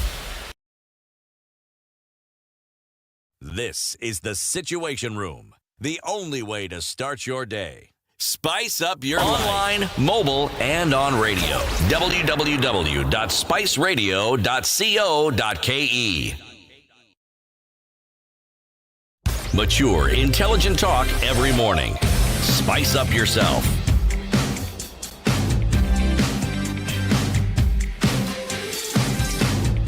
All right, you're tuned in the Situation Room this morning. Right. SpiceFM KE 94. on Twitter, on Facebook, and on YouTube. My name is Nduoko, in the studio this morning with CT Muga. And if you're just joining the conversation, it continues this morning. And we're looking at, what is it? Tribal mobilization is the tag that it was given this weekend, to look at a couple of things that were happening, and we're asking ourselves, okay, so is this a situation? But CT, you're saying that, as we're coming off of this, even as you're looking at parties having to come together, as groupings, individuals having to come out and stand, that there needs to be some kind of community backing. So what we are seeing now, even though it's been right front and center in our faces for the last 1 week, is necessary. Community backing is necessary, but someone with the leadership skills to bring people together. See, that's what makes the difference. That discussion, even in a place like Nyanza, Luo Nyanza, where you have a dominant leader in Raila Odinga, there are still mutterings and people who feel that they need to take a divergent path. This is the nature of democracy. But the discussion doesn't take center stage because there are certain things that are given. You don't see that same discussion taking place in, as I said, in Kalenjin Rift Valley. You don't see it. Why? But because the leadership has brought those people together. And the same discussion, to be honest, apart from just the political ramblings that we hear, Central Kenya, the political leader in Central Kenya is still Uhuru Kenyatta. It doesn't matter what you say. You can twist it, turn it. If there are the political leader, not the tribal representative. Political leader. The cultural leadership, the sway they have on our politics is a subject of debate. But I'm talking about an entrenched leadership. If you think that is not the case, how is it that prior to the meeting in Sagana, there was so much noise about the BBI, even from the MCAs? That meeting that took place over a weekend, that particular tune changed and it has remained changed. Okay? Right now, one doesn't have to be a clairvoyant to predict that even all the rumblings that you hear, believe me, the leader, the dominant leader in Central Kenya is Uhuru Muigai Kenyatta, and it's going to stay that way. And if you see people coming up, like Justin Muturi, you cannot be in that position without the blessing of the president. And the man, Justin Muturi, our Speaker of the National Assembly, has been associated with the president for the longest time. Okay.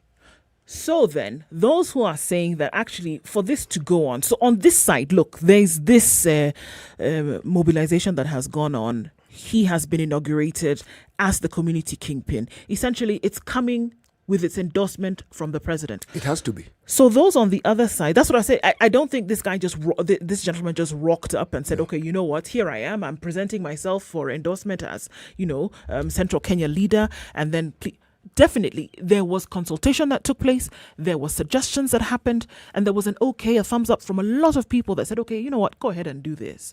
It doesn't mean that you're taking over somebody's position. But what I'm saying on the other side, for those who don't even, so a lot of people are asking, so what seat is he going to hold? Which position? Who endorsed him? Who is making sure that this? It is an issue. It's a bone of contention for very many people within the community and those who are onlookers from outside the community saying, you know what? Is it necessary for us to have seen this carried out in the manner in which we saw it? Because the question, and I think a valid one, is that when these other communities that you talk about who already have their ducks in a row as it were, when they were doing their own song and dance, did you see it out in the public like this? No. Did we in the media give it the prominence that we're giving this? Voila. You see? So should we? Should we be giving it this kind of attention? Look. Even by speaking about it now, as you're speaking about it now, you're giving it a lot. There's a reason why it is given that attention. And that's where the tribal element in our politics that is always drummed up and it reaches a crescendo every 5 years by the politicians is this. Central Kenya has had the longest spell in the presidential leadership in this country. Longest. Jomo Kenyatta, Mwai Kibaki, and now Uhuru Kenyatta. So that is the truth. They have led. So one would wonder, do they want another presidency? Do they want another stab at the presidency? If you talk about the mountain region and you're talking about leadership, the one person who hasn't been brought into this discussion is Kraitu Murungi. Kraitu is by far the most distinguished leader in that particular region with sterling credentials. As a freedom fighter for the second liberation, as somebody who has held his own, he stands out. And right now, if you ask me in that region, he doesn't have an equal. Yeah, but he was there with Justin Muturi holding hands, Muturi holding hands, and it's showing as though he was okay with the process. That's what you need to now ask yourself. By the time you see this happening, he also, remember he's a lawyer. When we had the Constitutional Court ruling, he pedaled softly and said, folks, we do need some of these ingredients we have in the BBI, okay? Spoken like a true leader. He said, look, the points that the judges have made valid and we applaud it. But, however, you have this. So what am I saying? This is a political movement that is in the making. I would sit back and watch it unfold. And I expect that there are many leaders in Central Kenya who also think that they can take a stab at some of these senior positions who will want their voices heard. I point out Kiraitu Murungi because he doesn't seem to say much, but he stands out in my mind as the preeminent leader in that particular region, that entire region. Yes. Okay. But then he's given his endorsement that although he may be a senior leader, he said, okay, let somebody else take the reins. And then it seemed to be all right. It's not an issue. This is just the beginning. They're not gonna snatch it out of Muturi's hands after this public display of whatever they did. After this public display, and it continues to be a conversation. So what am I saying? Is it necessary, or should it be handled in a better manner when it comes to the public showing of something like this? Because you cannot run away from the reality, CT, that plays out in the minds of other people. That you do this for one community. Why? Or is it because it's linked to the president? That then it must be reported in the manner in which it is linked to the president. Why not do it for everybody else? Or let's not do it at all. Because then you fuel in the minds of people this very same question. When a community leader is being installed from wherever, Mijikenda, whatever, that happens to have a political seat as well, why then is it not covered in this manner? What are the ramifications? Or is it because it is linked to the president? What is the ramification of that leadership on the national scale? That's what I'm saying. If there was a leader being installed, let's say in Maasai land, what ramification would it have on the national? Think of any other community. Think of the smaller communities. They have these things. As I said, the preeminent position that the leadership in central Kenya, not the mountain, central Kenya has had in the presidency, makes it a huge topical issue. And with the elections next year, the questions have to be asked. Central Kenya, do they want another stab at the presidency? What do they want? And remember that the political gurus and the political class within Central Kenya, among the things that they have done very, very successfully with their elections is, as we've reported in the media, making promises to individuals and then doing a complete U-turn at the last moment. They've done this many times. And sometimes you get the impression that some of the smarter, cooler heads have realized that they've run out of people to lie to. So you really need to say something that you're going to do. Not to make promises and then you don't keep it, then you find some reason for justifying the position that you've taken. I have a very simple, rudimentary question, but does this matter? Yes, it does. Does this matter? All of this thing that we're talking about and making noise. Why does it matter? It matters because you cannot talk about the politics of this country and not consider Central Kenya. They are a key component to any discussion that we have in this particular country. You cannot. So it's really that simple. No. I'm talking about like now, this installation of tribal communities and things like this. Does it matter? Can it not be done? I don't think so. Can it not be done? It should be done outside of the public glare. It does, because look, I'm looking at what it poses in the minds of very many people when you ask yourself, okay, why have we been privy to this over this period of time? And asking themselves the question saying, what about others? Why does it matter? Is it just because this particular community is linked to the president? The dangers that lie therein, where people allow their minds to then go in a certain direction when they're looking at what has been playing out recently. I think we ought to be more careful. We ought to maybe take it into consideration when telling these stories. That there are those who look at it and say, well, there again, what are we doing? We're dividing people again along tribal lines, whereby we look at the attention that has been given to this over time and we ask ourselves, okay, does it matter? But it isn't just the president. Both the Star and the Standard have their headlines about Ruto's camp, not the president's camp. And they're talking about infighting within people who are purported to be in the Ruto camp, with this by-election taking place in Kiambu and the others that have taken place in Juja and in Nyandarua. And you can see, some are referring to a sibling rivalry, but the political maneuverings are clear. So, let us face it. The discussions that we are seeing are part of the larger discussion of the 2022 elections. So you're asking the question, I'm saying, it's with an eye to 2022 that these discussions are taking the center stage that they're taking. And politics sells in our country. Politics is something that people in our country actually like and something that our country enjoys. It is in the same, in fact, the competing interests, if you look at, is our duplicity and hypocrisy, okay? Our love for theatrics when it comes to corruption, our endorsement of it and participation in it, and then our damning and condemning it when it isn't us involved or people we're aligned to are involved. Those are our national sports, okay? Sundays, we are one people, church-going people, pious-looking, well, up to around midday when the church services end. Then we forget it at midnight. Then we revert to type. And Monday, we are back accumulating sins that we think will need to be forgiven on a Sunday. These are the delightful national traits that we have. So, again, if you put that against the backdrop of our politics, you can see it. Why is it that we say that our politicians seem to think that the solution to problems is words? You say it. Seem like you say it in earnest. Say it again. But the thing that you're doing is the complete opposite of what you're saying. There is no politician that doesn't say they want to do good by their people.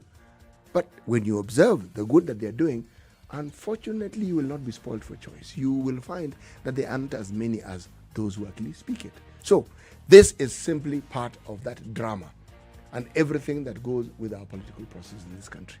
Okay, well, the conversation continues. We're going to ask you to join in the conversation in a short bit. The conversation continues in the Situation Room, Kenya's biggest conversation.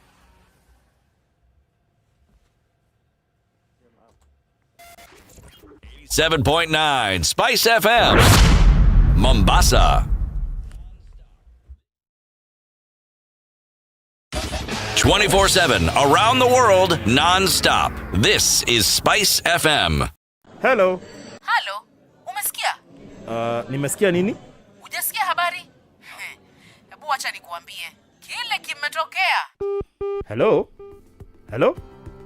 Hello? Don't wait for hearsay. Dial star 550 star 2 hash to read the Nairobian e-paper from the convenience of your mobile phone for only 20 shillings from your telecom line and stay up to date. The hottest talk of town with no additional charges. For many of us, home is a place where we find our inner peace. A place where we find the most comfort. A place where we recharge. A place where we create laughter and all the good memories. But most importantly, a place where we all belong. At KTN Home, we believe there is something for everyone. So catch all the comedy, telenovelas, Nollywood, music, sporting action, kids shows, documentaries, movies, dramas and reality shows. All to make you and your family feel right at home. You can also stream live at www.standardmedia.co.ke/KTN Home/live on your favorite device. KTN, welcome home. Miaka 20 safari anza ya kutuunganisha kama Wakenya. Twende tukiuke, let's go beyond, let's go beyond, let's go beyond. Mimi na wewe tukibuni kazi nzuri ya kujivunia. Let's go beyond, let's go beyond. Kwa juhudi na matumaini twaelekea kesho pamoja. Twende tukiuke. Classic soul, R&B, smooth jazz, neo soul, and nostalgic ballads. Make some noise. You're listening to Spice FM. You know, when you see someone being jailed, a governor or two or someone who stole, then people will fear. Because our problem is not the borrowing, it's the stealing. We've become actually a nation of thieves. The only thing we lack is an opportunity to steal. The guys who quote the Bible and say I'm a Christian and all that, and you know they're thieves. Return what you have stolen 4 times. If you know that you have property or anything that you have stolen, just return and say, my God does not allow me to hold stolen things. We are also a reflection of you because you elect us. You know, we don't get into our office by ourselves. We are a reflection of the people who elect us. We don't want to go to the streets. We have a constitution that enables us to assert our will. When the legislators are now being taken as hostage by the executive for whatever reason, we are now bound by what they want us to do. This is just outside the realms of reality. We have impunity written into the DNA of our political class. How old were you when you learned that Jeshi Lokop is Jeshi la Wokovu? I can't say it very well. No, ni mtu wa jinsi loko. And everyone knows. Okay. This is the Situation Room, the only way to start your day.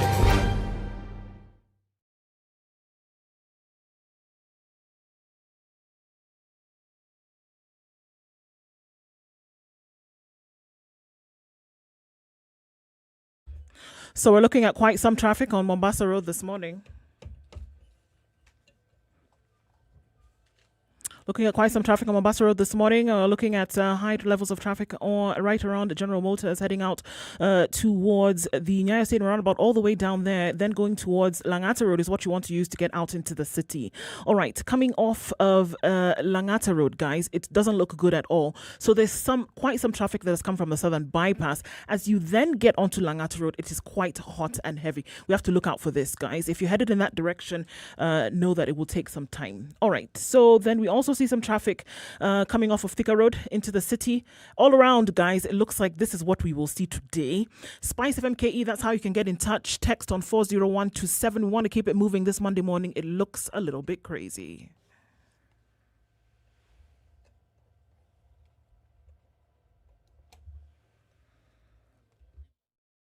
Mature, intelligent talk every morning. Spice up yourself.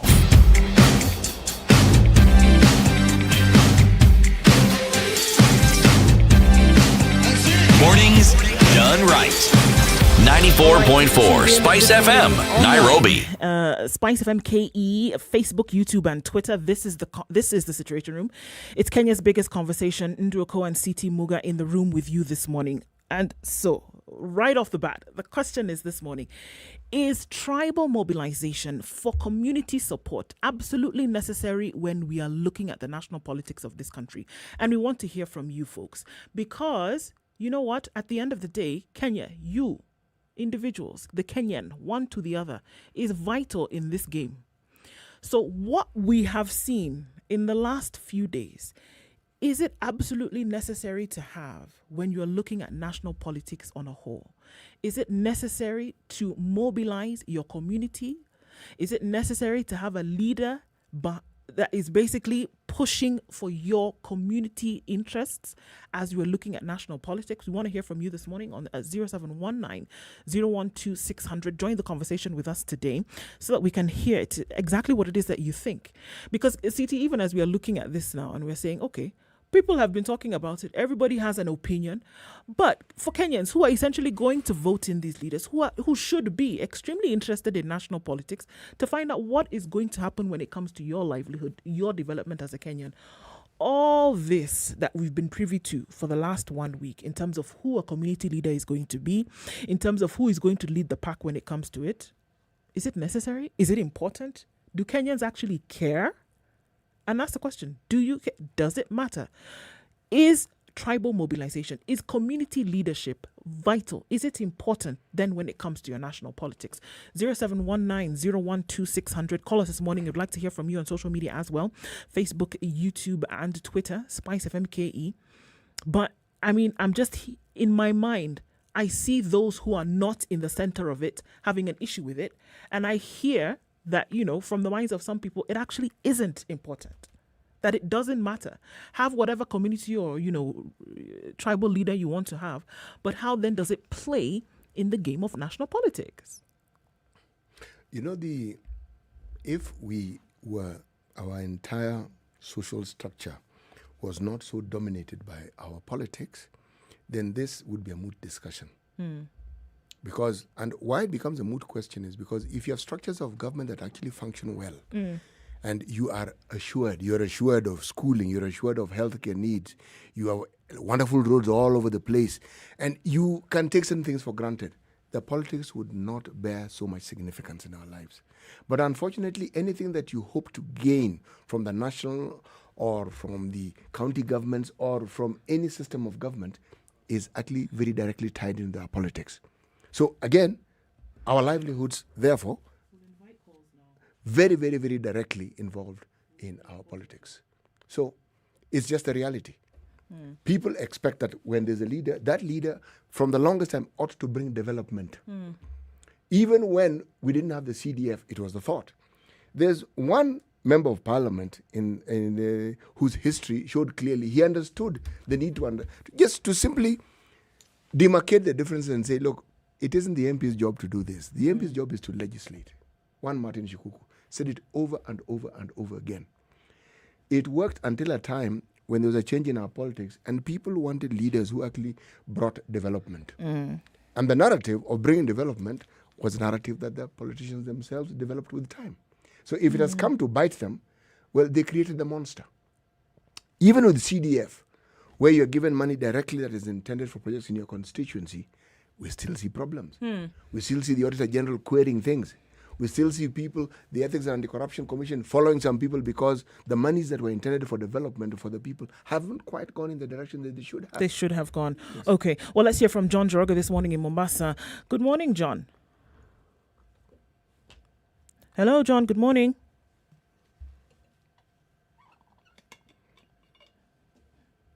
Hello. Hello, John. Good morning. Good morning. Can you hear me? Yes, we can hear you now.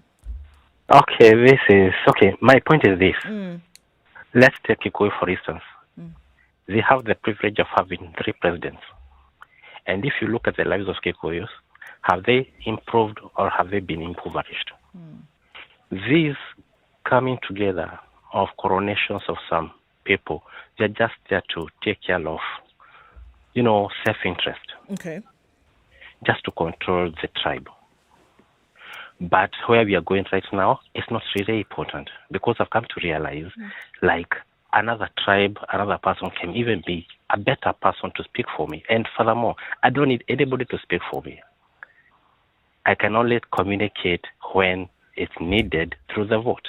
So are you saying, John, that a community leader is actually not for the community, but it's for them as an individual? Yes, exactly. That's what they do. So that they can have a grasp of the community, because it's only through the community that they get the power.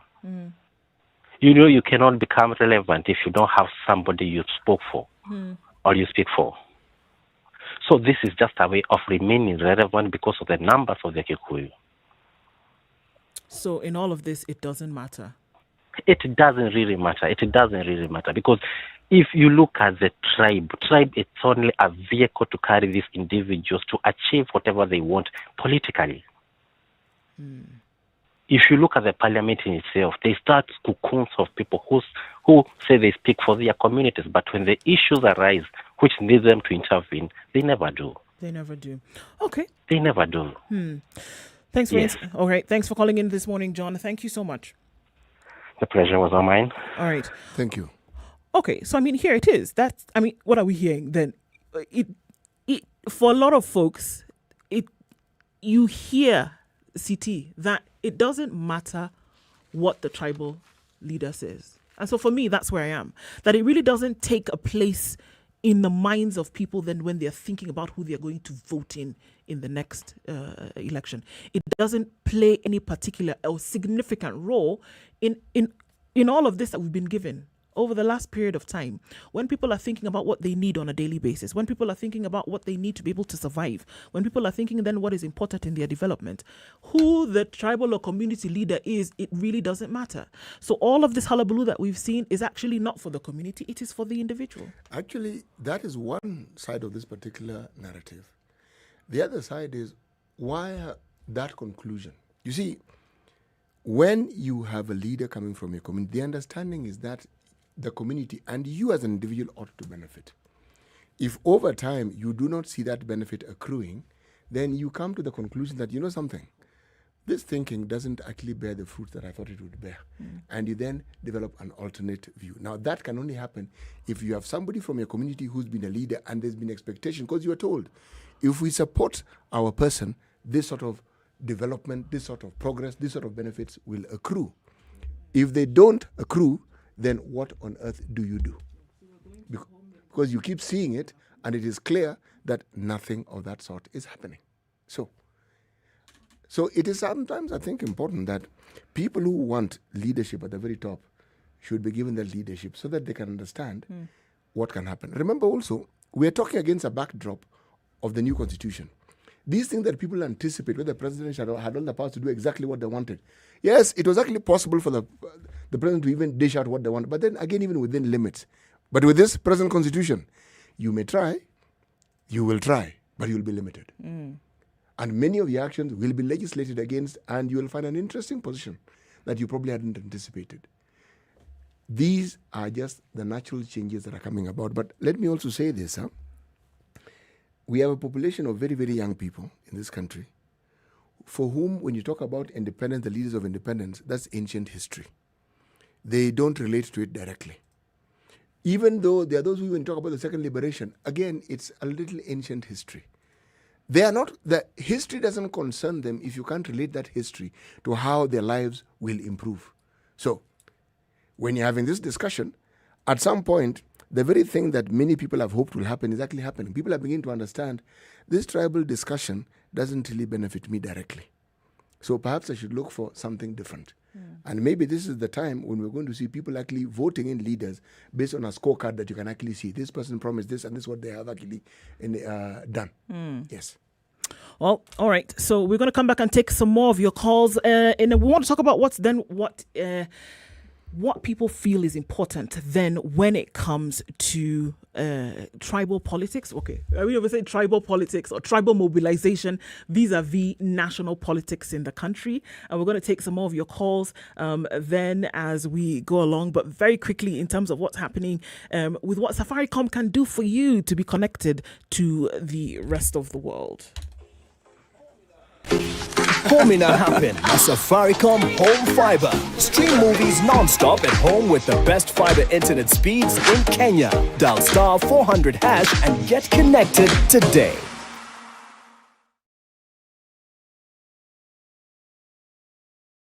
Mature, intelligent talk every morning. Spice up yourself.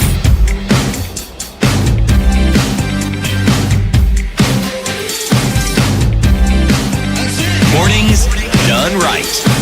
94.4 Spice FM, Nairobi.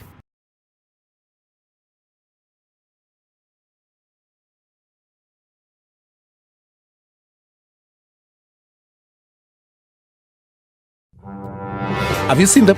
Am I lying? Yes, it's a very nice outfit, I must say. Good Thank job. you. Asante sana. The compliment is well received. Good morning and thank you. Everyone in Wasingishu was asking me what channel is Spice FM. 96.7. Tell them that, right? Yes, now they know. Thank you. It's a pleasure to be here.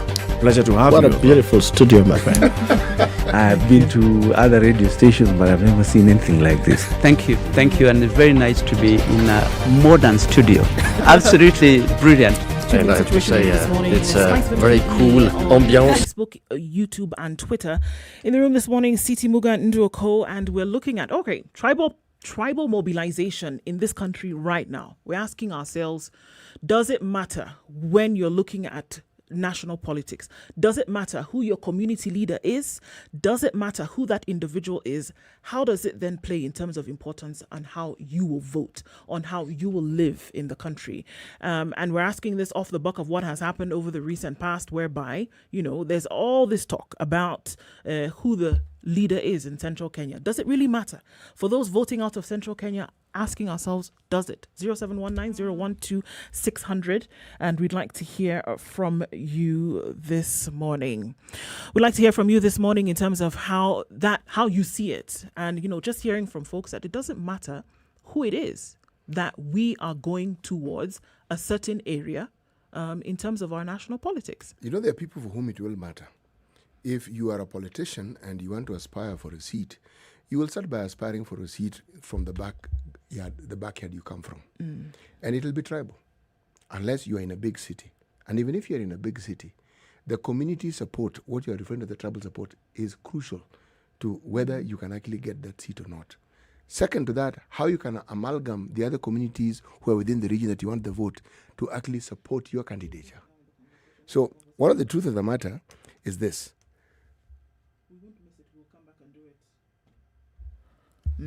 All right, so let's take your calls this morning. Let's hear from you on 0719-012-600. Let's hear from Lawrence this morning. Lawrence calling in from Nairobi. Lawrence, good morning. Okay, let's then hear. Hello, good morning. Hello, how are you? Morning. Good morning. Good morning. Can you hear me? Yes, we can hear you. This is Ali from Mombasa. Yes, Ali from Mombasa. Good morning. Morning situation room. Yes. So tell us. Yeah.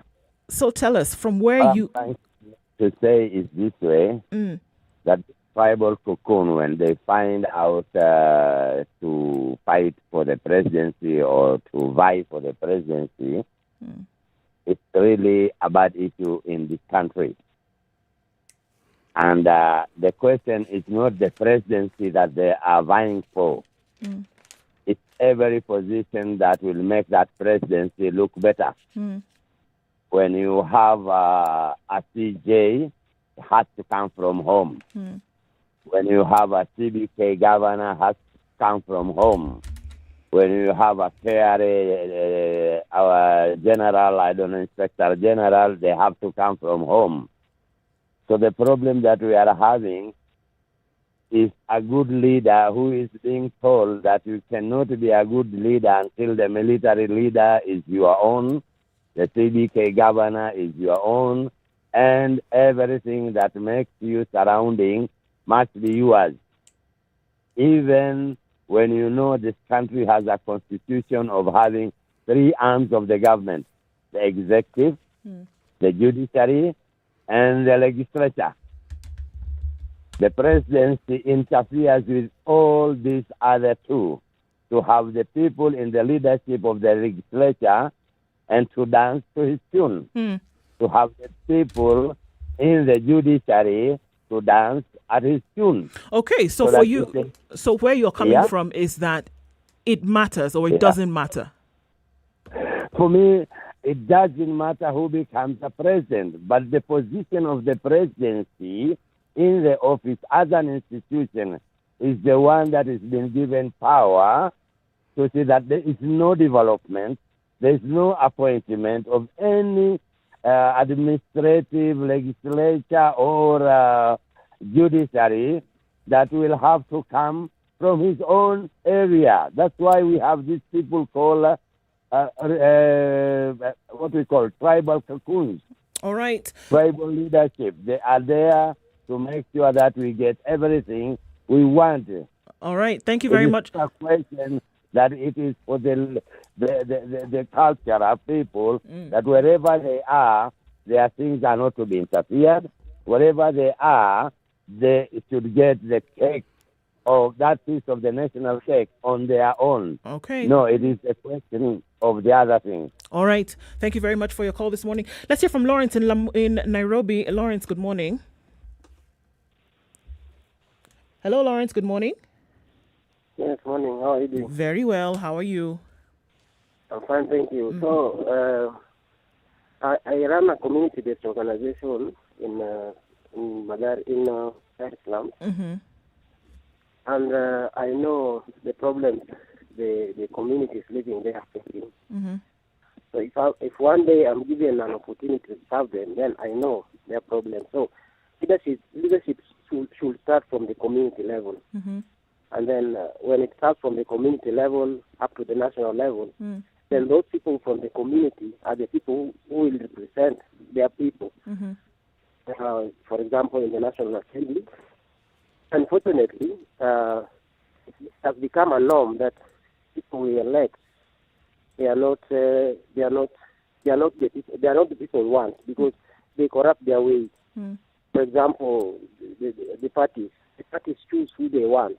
So the right people to lead their communities are not given the opportunity. The party, the nomination is always a sham.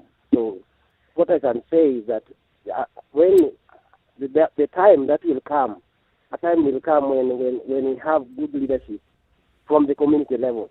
They will not even complain about tribalism or corruption. Because those leaders know what their communities are going through. So that's what I can say, because I don't even care who becomes the president anyway. So long as we have a president who is looking at the welfare of the people in the community. Yeah. For example, the evolution has helped a lot. I've traveled all over the country, and I've gone even to the eastern part of Kenya, and I can see there is a change. There are towns that have come up, and it is good. And the evolution has helped us. Let us look at the positive side of the evolution. Let us not even look at the negative side. I know there are some governors who are corrupt, but there are also some governors who are doing good work at the community level. Now they start at the community level. That's what we want. Thank you very much. Thank you very much for your comments this morning, Lawrence. Let's hear from Karaoke in Lavington 1. Karaoke, good morning. Good morning, Du. And good morning, CT, the third cousin to the other Eric. As he described himself. Good morning, sir. Du, I think my take is that whatever we are saying is not necessary. I think one of the questions you're asking was whether it was necessary. I don't think it is necessary. And for me, it's because if you look at the history of Kenyan elections and how we vote, initially there used to be three-piece voting. Voters were less discerning, so it was the party that mattered. So if you afford a silly, the presidential candidate, you voted for Dasili. The councillor, as it was at the time, was for Dasili. The MP, similarly for Dasili. But with each election, Kenyans are getting wiser and more discerning. So you find that they could elect, candidate from Party X as MCA, Party Y as president, Party Z as governor, and so on and so forth. So they are more discerning. And part of the reason why I think voters are more discerning is that there is a disproportionately higher number of voters from the youth. And they don't care about what ritualistic things are happening. The other thing is why it's not necessary is that I think, again, the electorate is increasingly seeing politicians as, like icons of division. They want to split the voters for their own self-preservation or self-survival. Because I know this debate is in the context of Justin Muturi's inauguration. Whatever that was. I think also the media should be asking certain questions and bring them to light because they are not being brought to light. And what I have in mind specifically is Muturi is from the Mbere community, but he seems to have gone through a ritualistic endorsement by the Kikuyu. And he is being said to now be anointed as a spokesman of Mount Kenya. But the Kikuyus are not the only, members of the mountain region, as it were. So will Muturi also go through same ritualistic endorsement by his own members of the Mbere, by the Meru, by the Embu? Or is it that the Kikuyus hold sway in determining who speaks for the Gemal? The mountain region. So I think those are the questions that also need to be asked to politicians, because what I think is happening is that this thing was orchestrated by certain powers so that in the event that we have another government, 2022. I'm running out of time, Karaoke. I'm going to come back and discuss. I'm running out of time. We're going to the top of the hour, but I definitely heard what you had to say this morning. We're coming very close to 8 o'clock. This is Situation Room. It's Kenya's biggest conversation.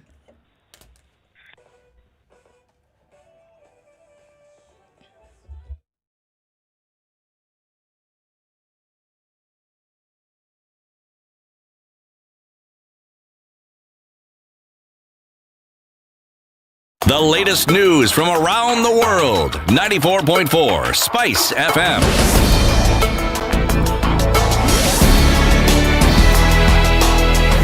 This is Newswire. I'm Dennis Asset. 1084 patients are still admitted to hospital for COVID-19, out of whom 121 are in ICU. Healthcare's Mutai Kagwe says 4,751 patients are under home-based and isolation care program. The number of fatalities resulting from COVID-19 related complications rose to 3,059 after 10 more patients died. After 10 more deaths were reported. Agriculture Cabinet Secretary Peter Munya has downplayed the coronation of National Assembly Speaker Justin Muturi as the Mount Kenya spokesperson. He says the exercise may not amount to much given that its role at the moment remain unclear. Hiyo ni kiti gani? Na ofisi yake inakuwa wapi? Inakuanga kwa shiraini ya Njuricheke ama inakuanga kwa shiraini huko Murang'a? Kuna sarakasi kama hizo zinaendelea ambazo hatusielewi kwa sababu hakuna eneo linakuanga na mzungumzaji moja. Sasa yeye akizungumza sisi sote tutakimia. He is joined by Mbahati MP in throwing jabs at the exercise, insisting that it is meant to divide Mount Kenya. The leadership we want ya 2022, Mungu atusaidie, inaonekana we should be the guns na itaua watu wetu. Let's agree, Mungu atupee mfano. Destroying people, na hiyo inaleta huko central. Kuweka huyo na Mungu na bunduki.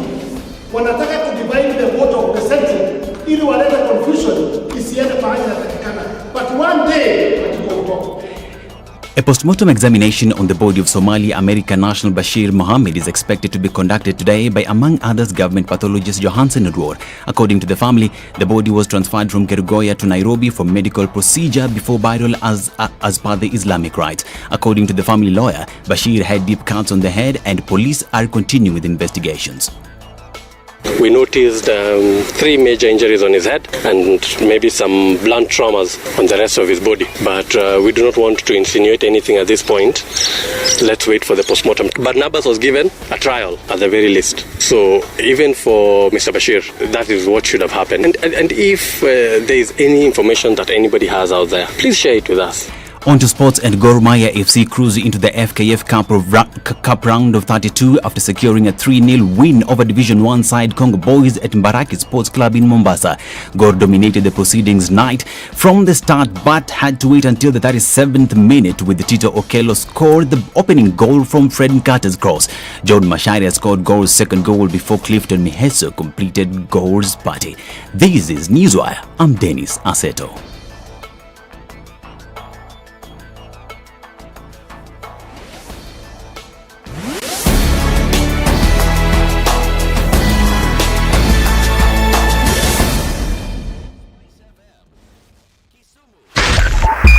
.5 Spice FM, Kisumu. And we're looking at quite some on Mombasa Road this morning. Both directions, in and outbound today, it's looking quite crazy, guys. We see it right around General Motors and then out towards the Southern Bypass. Now, when you get onto the Southern Bypass, you're going to want to connect with Langata Road, right? And your hopes and dreams is that Langata Road will be smooth all into the city centre. Well, sorry, that's not the case this morning. We see some traffic headed in towards the city centre, and that is quite thick. Also, we're looking at Muthaiga, joining with Muthaiga Square on Thika Road, coming from Kiambu Road as well as you get to the Pangani Underpass. It's really slow, bumper-to-bumper situation in many, many parts. Then you get towards Ngara, but then you can use Wangari Maathai out into the city. It shouldn't be too much of an issue there. All right, Outer Ring, North Airport Road, coming in from Taj Mall, then going towards the direction of the Eastern Bypass.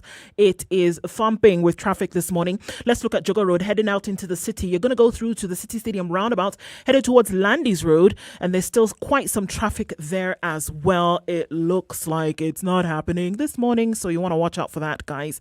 You know what? Take it easy. You'll get there in good time. You're going to need some patience to add to this as well. SpiceFM KE, that's how you can get in touch on Twitter. Text us on 40127. Let's see how we can keep things moving this Monday morning.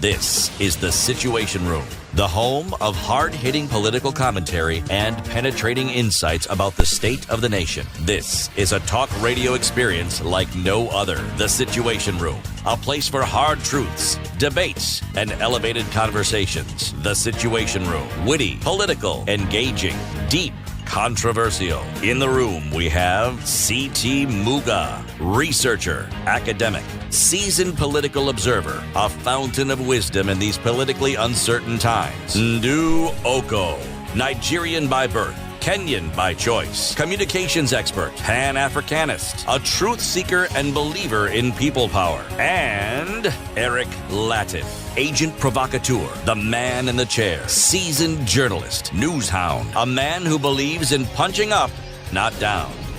This is the Situation Room, the only way to start your day. Wherever you're tuned in from around the country, this is Kenya's biggest conversation. It is the Situation Room. And in the studio this morning with Ndu Oko and C.T. Muga. Eric Latif is away for a short while. He will be with us shortly. SpiceFM KE is where you're tuned in if you're tuned in online. Facebook, YouTube, and Twitter. And we are looking at many conversations that are happening around the country and indeed around the world today. 102.5 is where you're tuned in from if you're in Kisumu, 96.7 in Malindi. And as we kick off the hour, we'll do so with today's proverb from CT. An animal that has escaped from a trap will be suspicious of every bent stick. Yes, from the Ibibio community in Nigeria. An animal that has escaped from a trap will be suspicious of every bent stick. Yes. Voila. This is the Situation Room, Kenya's biggest conversation. Your radio experience on TV starts now as we're joined by our audience on KTN Home. Karibuni Sana. Thanks for joining us this morning. And the conversation continues in the second hour, or rather the third hour of the show today. All right. So We're coming to the end of May, right? And every year, come the 1st of June, Madaraka Day is celebrated. So let's say that and put that in a shelf. All right? Madaraka Day celebrations are public celebrations, as we have known them to be in the past. We know that people come out, the president comes out and he does speak about certain things that have led to Madaraka, and about how he would hope the presidency would hope and the country would hope, how he would hope the country would evolve over time, right? Now, this time comes about when we are still battling with issues around COVID-19. We are asking ourselves the question this morning, where you would normally have a public celebration of Madaraka Day, and some of the things that we have seen happening in Kisumu, which is in the area which these Madaraka Day celebrations are meant or earmarked to happen this year. Does it make sense to have a public gathering of this nature at this time, regardless of seeing a drop in the positivity rate of COVID-19 in the country right now? Or is it not a good time now, today, to say we need to actually put a halt on this, find new and creative ways to celebrate Madaraka Day? Don't have public gatherings, because the last time we saw public gatherings of this nature, we were on the cusp of the third wave. In fact, many would say that those public gatherings that were had at that time essentially is what invited the third wave into the country, and we started to see upwards of 900 cases in the country on a particular day. It was the public gatherings that invited such. Is there a plan to have minimal celebration? A minimalist celebration, rather? Is there a plan to say everybody sit in your homes and listen to what the president will say by public address, via virtual address, and he will have a link whereby the whole country can hear what he has to say? The livelihoods of people must once again take precedence over whatever kind of public gathering you seek or you would seek to have. So very boldly this morning saying that a week to the event, a week to the day, which is Tuesday next week, it is necessary to look at what's happening in Kisumu, whereby Kisumu has registered again the highest number of COVID-19 cases in the daily records, where Kisumu is concerned about the fact that the variant that is known as the Indian variant was first found in the country. It is absolutely necessary to say at this point that public gatherings and celebrations of the nature of which Madaraka Day would normally take should actually be on a hold, should actually not happen, because we risk great danger by doing so. We don't need to have that now. There are many ways that the country can celebrate. There are many ways that the country can be addressed. There are many ways that if the presidency has something to say to the people of Kenya, there are ways in which it can be done. And I would say we're looking at ways in which we can be careful and avoid what experts have told us will be another wave in July. Here is a perfect way of being able to protect your people. Don't ask them to come out. Speak to them in a different way. And I think it can be done. You know, in the not too distant past, the great country of India had actually gotten to a point where it was clear they had a handle on the spread of COVID within the country. Given their, 1.3 billion people, the numbers were good. Yep. And getting better by the day. Then came the religious festivals, and crowds gathered around the Ganges River. And part of the narrative was issues like COVID and other diseases. Once you take a dip in the Ganges River over this particular period, no harm will come to you. What resulted in some of these activities were cataclysmic. One saw images of things that were happening on a scale that you couldn't believe until you actually saw it. Now, the net result, and which is affecting us to date, was that India, who are the biggest manufacturers of vaccines on the planet, halted the export of vaccines because they needed them, the vaccines themselves. So it wasn't just something that happened to affect the people within the Indian Peninsula. No.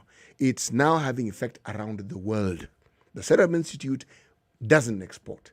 If anything, India needed support from other parts of the planet to be able to contain. And even now, you cannot say it has been contained. What we refer to as the Indian variant had not been known until this particular outbreak, this cataclysmic outbreak, actually took place.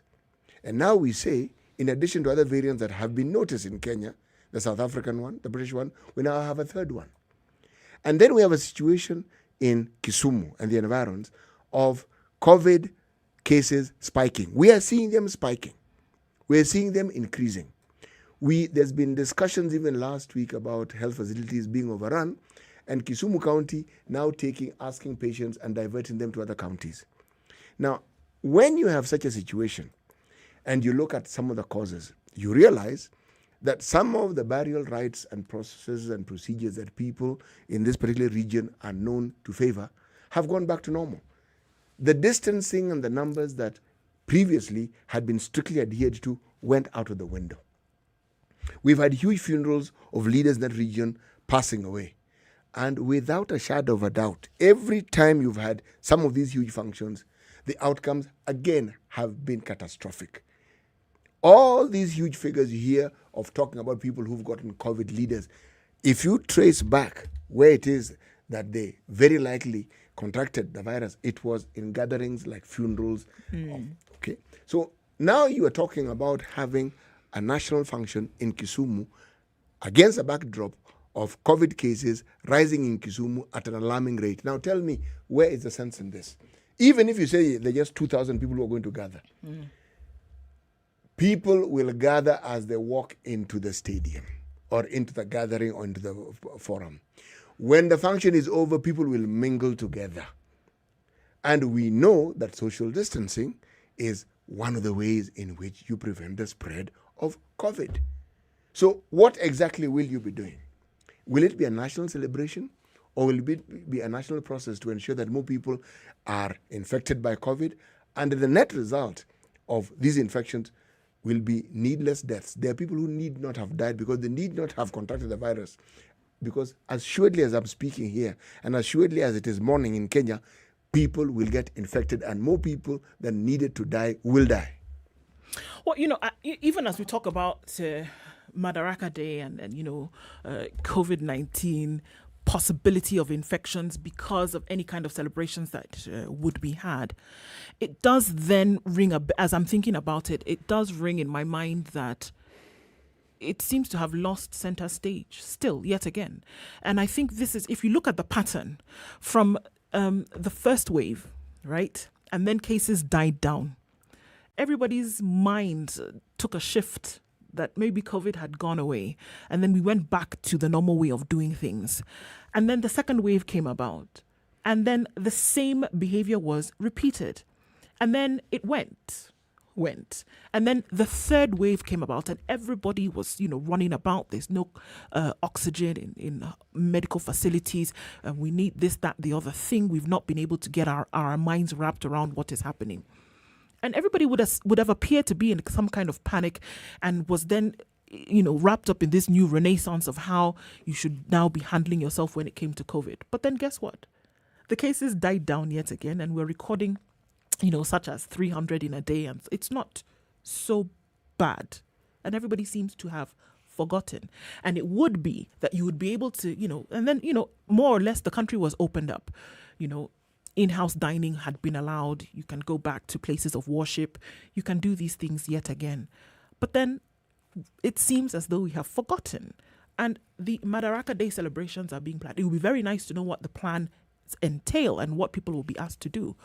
But what should override all of that is that there should not be any kind of memory loss as terms what happened last time when we saw the third wave come about. So we already know from experts that come July, they're expecting to see a spike in the cases.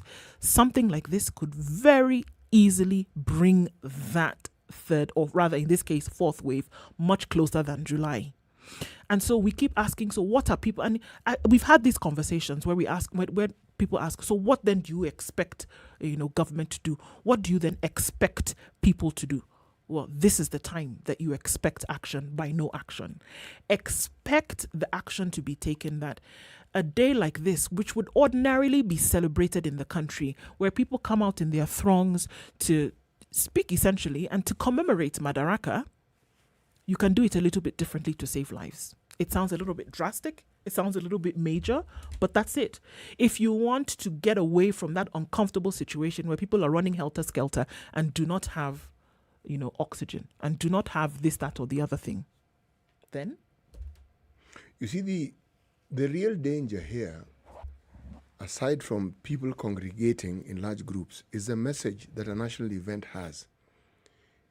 When the leader of that particular region, together with the president of the country and all the dignitaries who will come there, what you don't know is you're sending the message that COVID isn't really a danger to you now. And it is a danger even more than it was previously.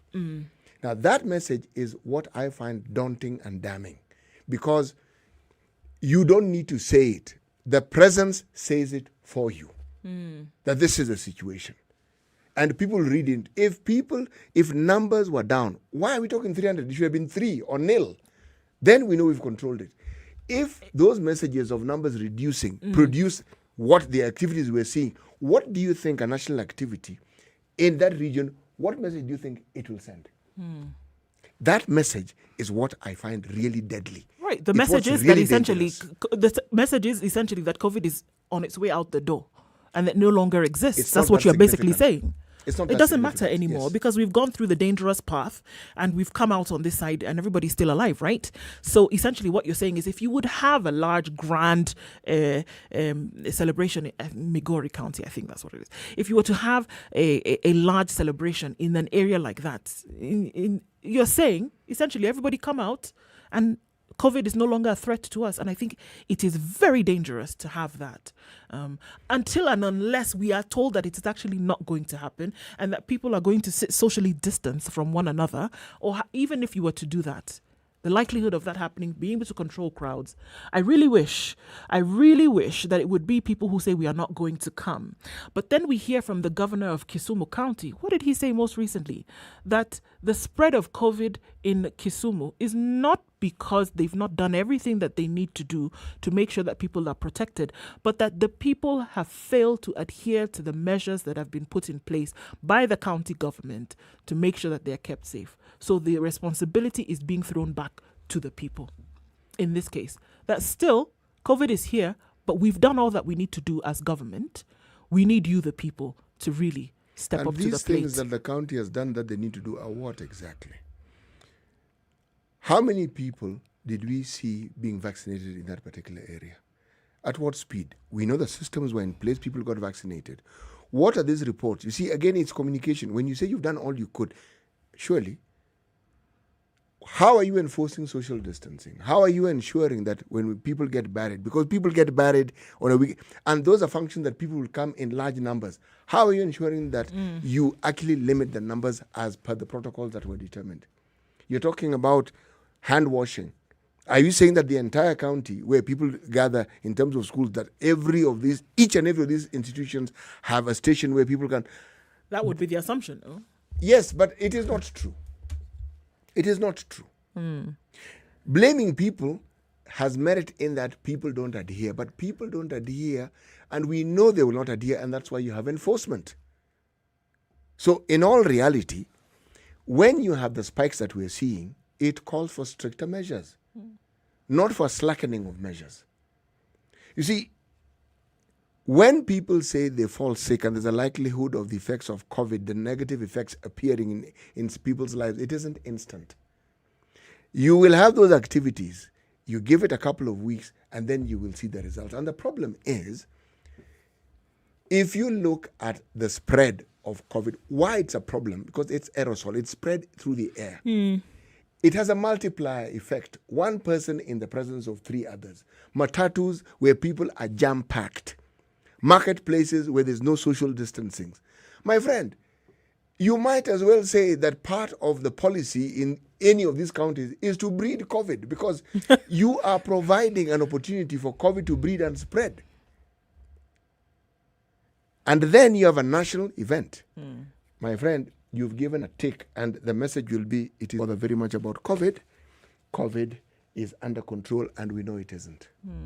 It is not under control, and I think that has to be the overriding message in whatever it is happening, whatever is happening wherever.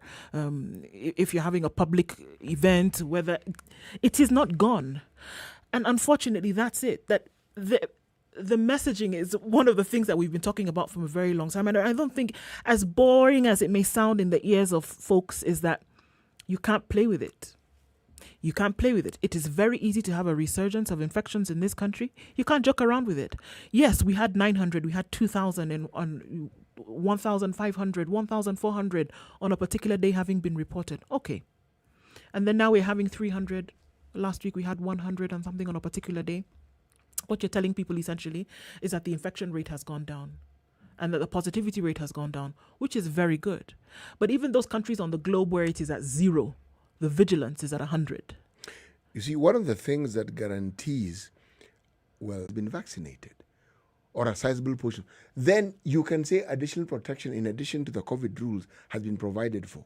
So therein lies the safety, but we cannot say that. No, we can't. We are far from it. We're not out of the woods.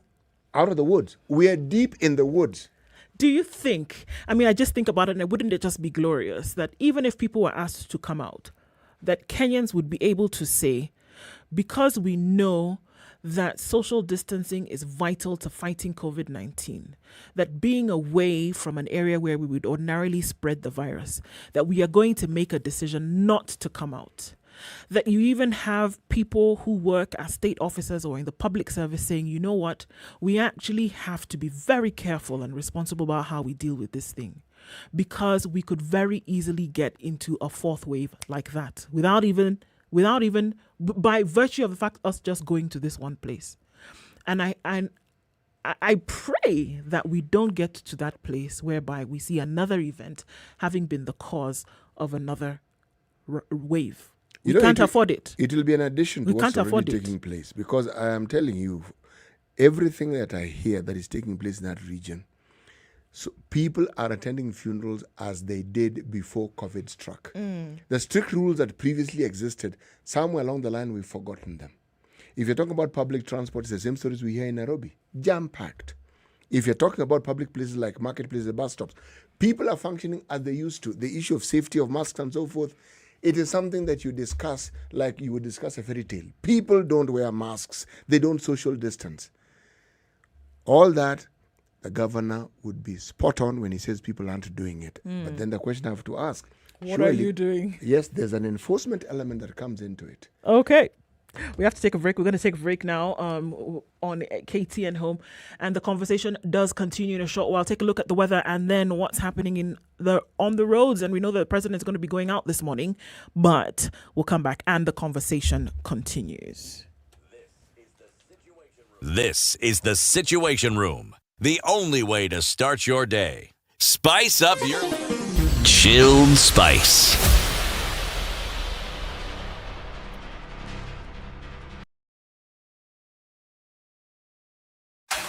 The weather with Spice. All right, so we're still looking at a few clouds in Nairobi skies this morning. It'll go to highs of 24 and lows of 15. Cloudy conditions in Nyeri at 15, highs of 22 and lows of 14. It's 18 degrees and cloudy in Nakuru, highs of 25 and lows of 15. Light rain in Eldoret at 15, highs of 23. We'll see highs of 27 in Kisumu, 21 degrees and mostly cloudy at the moment. It's also 21 and cloudy in Kakamega, highs of 26 and lows of 16. Light rain in Mombasa at 26 with highs of 31, highs of 30 in Malindi at 28. It's raining slightly in some parts and partly sunny conditions in Kampala at 25. We'll see highs of 26 and lows of 17. It's mostly sunny in Dar es Salaam at 23. It'll go to highs of 31 and lows of 22. It's 6 degrees and sunny in Johannesburg, highs of 20. And it's clear in Lagos now at 25, highs of 32 and lows of 26. And sunny conditions in Kinshasa at 24. It'll go to highs of 33 and back down to lows of 24.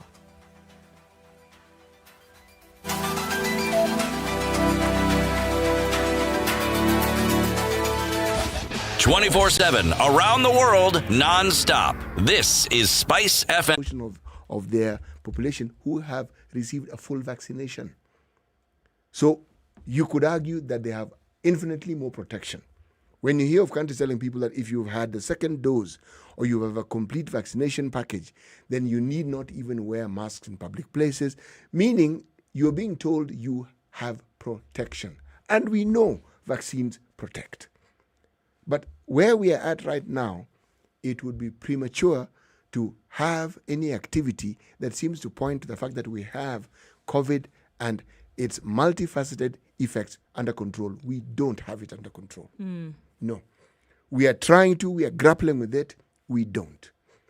And anything that might even provide a glimmer of negativity towards it spreading further is something that should be avoided at all costs. And a gathering such as this one is one sure way of spreading the message that we overcome it, and there'll be a ripple effect that will have dire consequences in the not too distant future. I would like to, place my hopes and say that, perhaps government is planning to do something like this. We don't know it.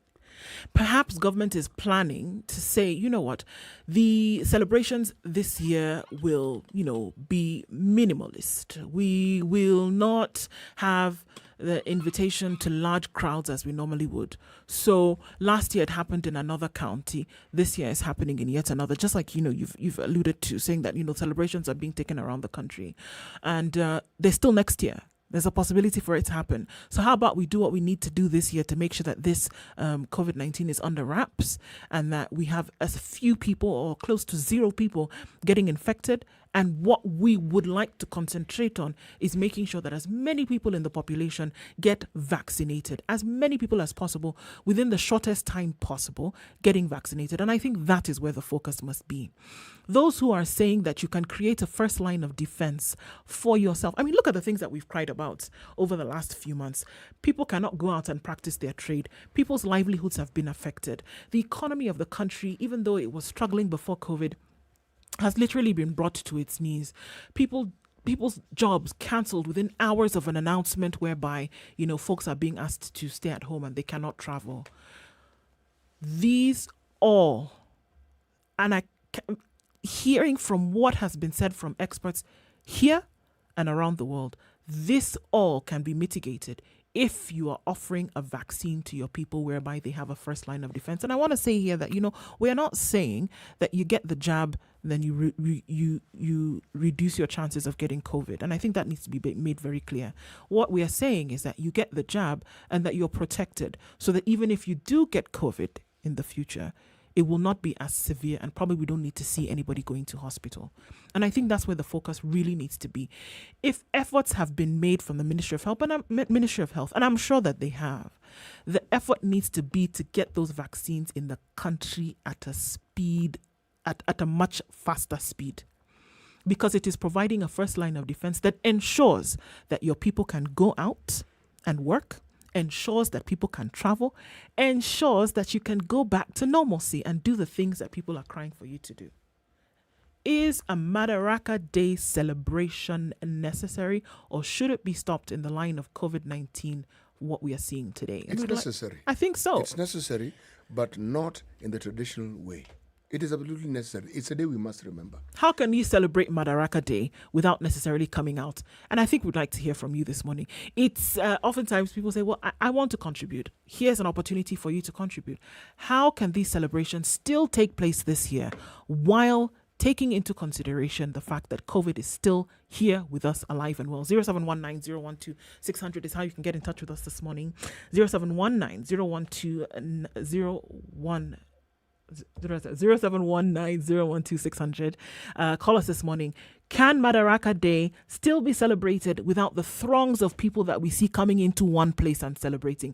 Can we do something different this year? Can the celebrations take on a different face so that the day can still be commemorated, but people are still protected? And I think that is, it would be interesting to hear what folks can, and I often ask myself, and I think when you go out in those large crowds, what do you actually go to do? When people go for these celebrations to listen to the president, like you said, people are social creatures. Is it the ambience? Is it to be, in close proximity to the who's and what is being said? Or is there something else that folks are going out to look for? It's a national day. It's a national day. It's of significance. And traditionally, there are many things that would be introduced in terms of discussions. Just like on Labor Day, you'll hear and expect there to be an increase in the minimum wage.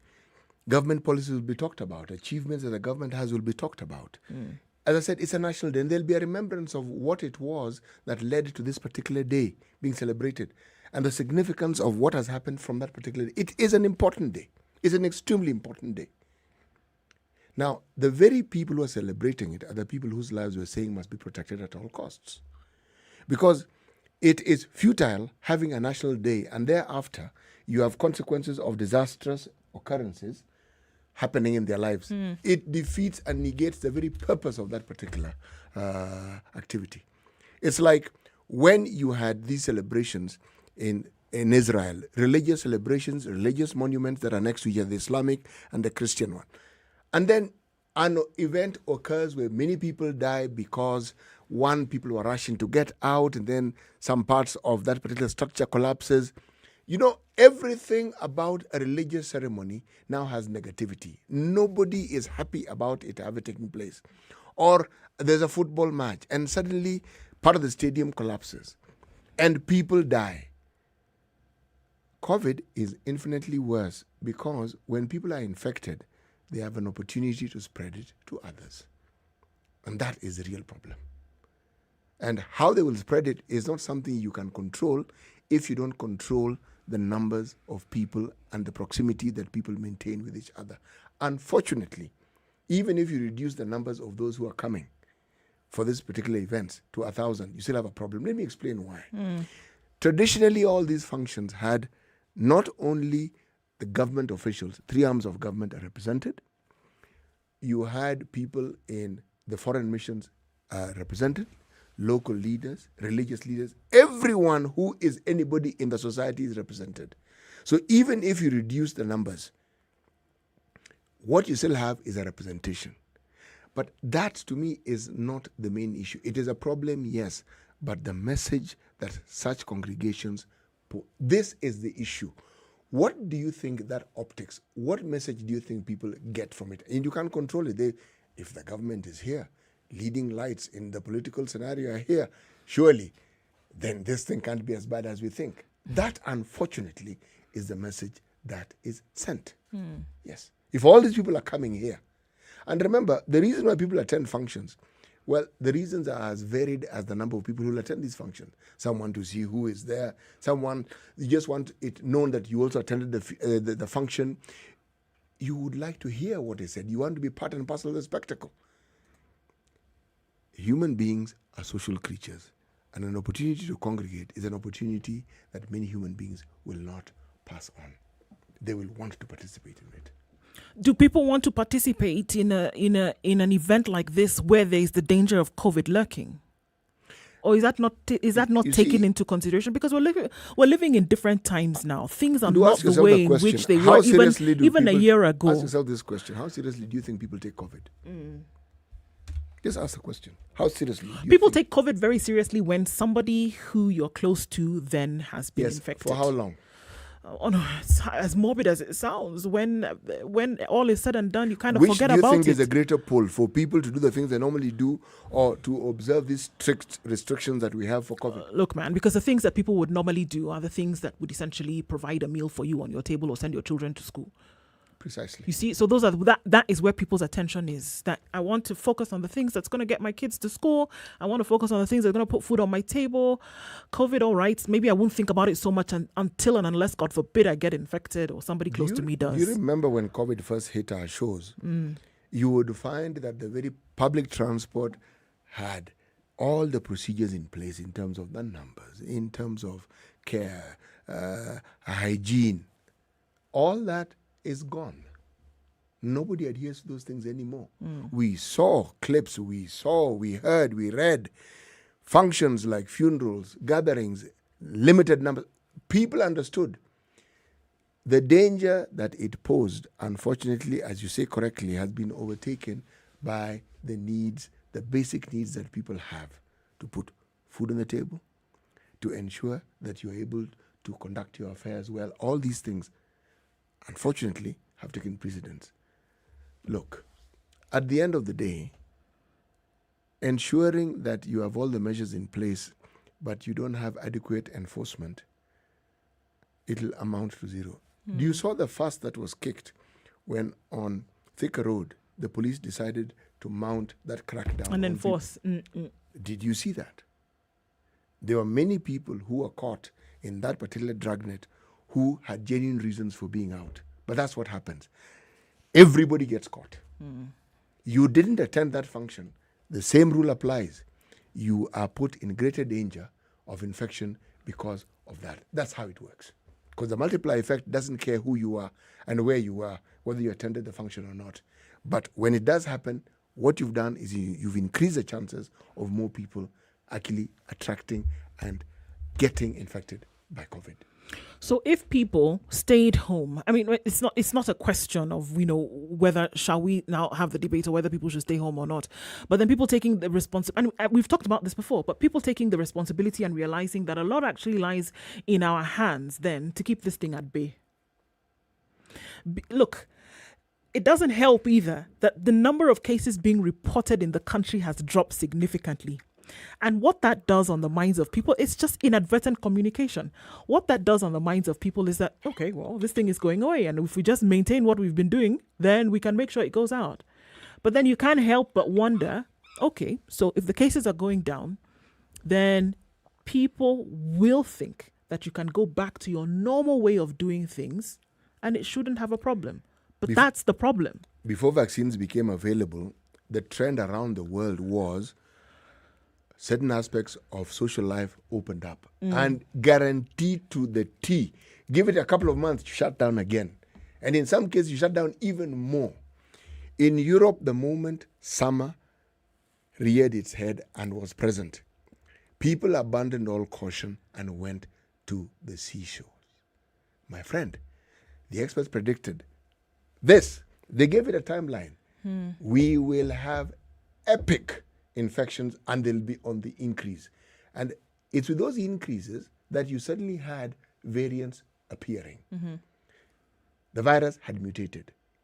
How many times has South Africa opened, shut, stopped drinking, opened, shut? Think of, in fact, I would argue, take your pick. China. How many times have they done it? It's because the patterns are not difficult to understand. Epidemiologists and experts in this field, virologists, they will tell you because they know. Now, we also know what produces the positive results of these numbers going down.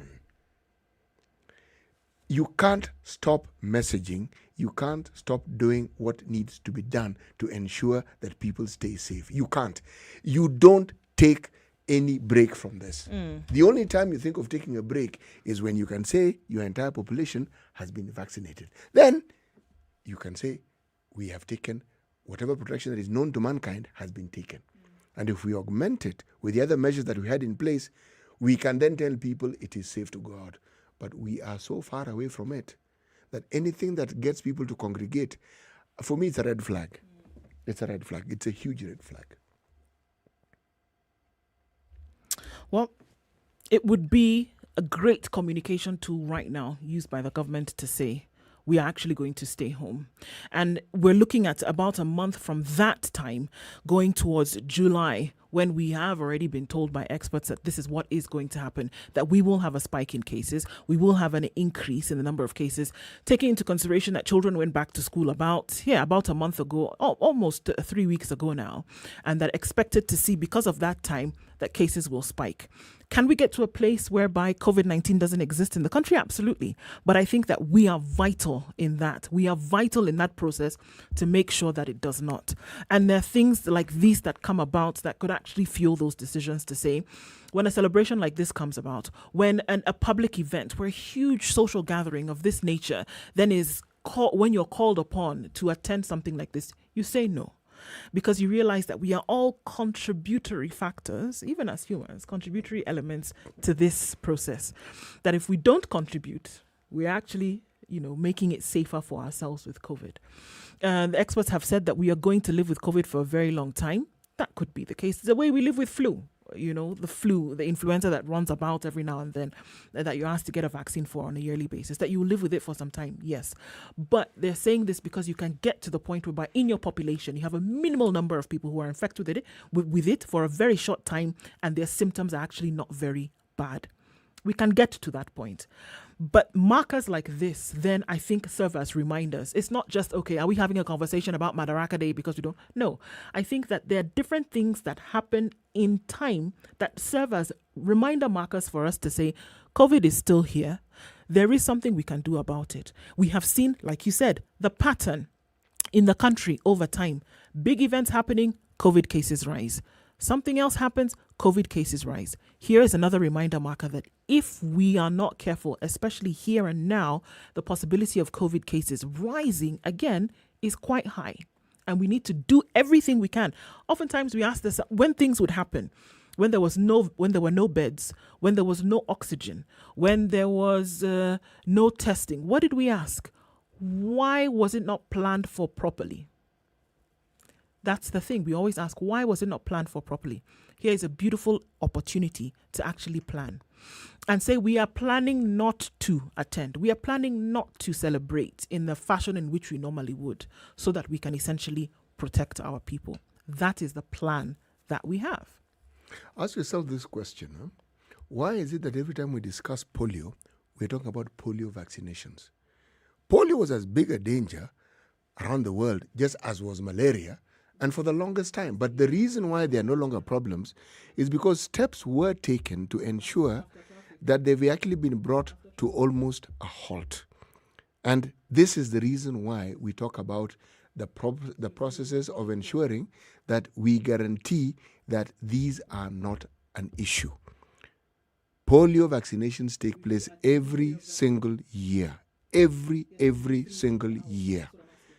And it's clockwork and people are accustomed to it. And that is why polio has been reduced to the level that it is. Now, we haven't quite gotten there with COVID, but that's where we need to go. So it isn't, as you say, a danger. It's something you live with. It's something you know about. It's something you understand. Most people don't even know that malaria, which we think is only a problem in the tropics, malaria was a problem also in Europe. It was a huge problem in Europe. But what did they do? This is the thing. They did something about it, making sure that they put measures in place to make sure that people were protected. And have remained protected. So malaria is not something you even discuss in certain parts of the world because they took those measures. One of them, of course, they ensured that the breeding grounds that these particular parasites have were done away with. It was a concerted effort, but most assuredly, they ensured it came to an end. There are very, very few diseases that are as dangerous as malaria. And malaria is, or should we say, the microorganisms that cause it are some of the oldest known to mankind. They have been with us for the longest time, which means they have managed to mutate, and yet they've been managed. And for the longest time, the medication that you could use to ensure that you don't suffer from it, well, it's existed, but they've constantly improved on it. Now we've even had something interesting. There's a breakthrough. There's even a vaccine. The same group in Oxford that have been responsible for AstraZeneca are the ones who've been behind it. And they only put a hold to some of the processes because they needed to work on COVID. But malaria now has a vaccine. It's going into the stage where it's going to be tested. And soon, hopefully, when insufficient data is collected, it can be rolled out for acute use. So what am I saying? When you're talking about fighting diseases, there is no day you take a break. You can't stop and say, let's celebrate and do something about, this particular event, and then we can come back and then we can continue fighting COVID. No, it's there. It doesn't take a break. And I think a lot of the I did read that a lot of the spikes that we saw globally is that there was maybe an unsaid or unconscious a thinking that people felt, okay, we can do this really quickly, and before COVID catches up with us, then we will be done and dusted and back home and rest. No, it doesn't actually take a break. And I think it serves as a reminder that even in the last 1 month, we've not really been talking about it, right? Kids went back to school, there was traffic, there was the expressway around Nairobi, there were things happening in different parts of the country, there was coronation, there was this, there was that. Guess what? There was still COVID. There was still COVID, and it's still here. And even after we have a vaccine, everybody's vaccinated, COVID will still be there. But it will be something we know how to manage. Just why I brought in malaria, because we know how to manage malaria. We know what to do with malaria. We understand what needs to be done. We will get there with COVID, but we're really not anywhere close to being there. So there's no letting down of the guard. It does not matter what one says. And this isn't one of those things that politicians will talk away or talk into. No. This one, action that ensures that what is needful is done, needs to follow any talk that you have about it. Because COVID, unfortunately, doesn't discriminate. Anyone who thinks that they're above it is daydreaming. There is no one who is safe from COVID. No one. Absolutely no one. Nobody's safe from COVID. All right. We're going to continue with that conversation. A few minutes, though, getting to the top of the hour. Right now, we have to take a break on KTN Home. The conversation continues, however. Switch over to SpiceFM 94.4 in Nairobi, or switch online, SpiceFM KE on Facebook, YouTube, and Twitter. KTN Home, we connect with you again tomorrow at 8 o'clock. But for now, we take a break.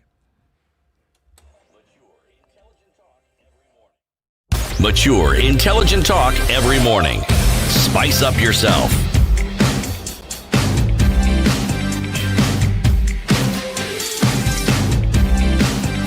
Mornings done right. 94.4 Spice FM, Nairobi.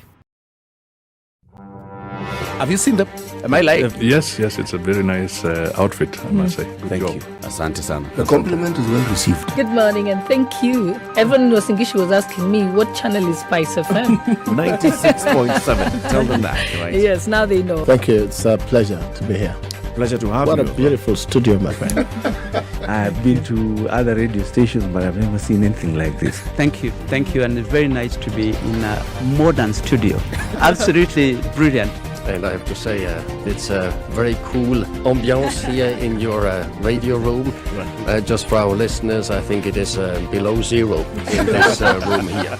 All right, well, a very so Swiss continue with that temperatures. conversation at about 3.5 minutes to 9 o'clock. Nduoko and CT Muga in the Situation Room with you this morning, Kenya's biggest conversation. And just looking at how careful can we be? I mean, there's so many things that we look at, going from big to smaller and even tiny, that there are things that we can continue to do to protect ourselves from COVID-19. Madaraka Day is coming up. There are several events that you'll be asked to attend. You'll come out and hear. Maybe the word coming from the government is that, everybody's going to stay home and we're going to talk to you by public address. We're not asking anybody to come out this year. I would think that would be great. But in the meantime, there are many things that we can continue doing to make sure that we are safe. We play a big role in our safety when it comes to COVID-19. There are certain measures that the government can put in place. But I think we keep reminding ourselves that you can lead a horse to water, but you cannot make it drink.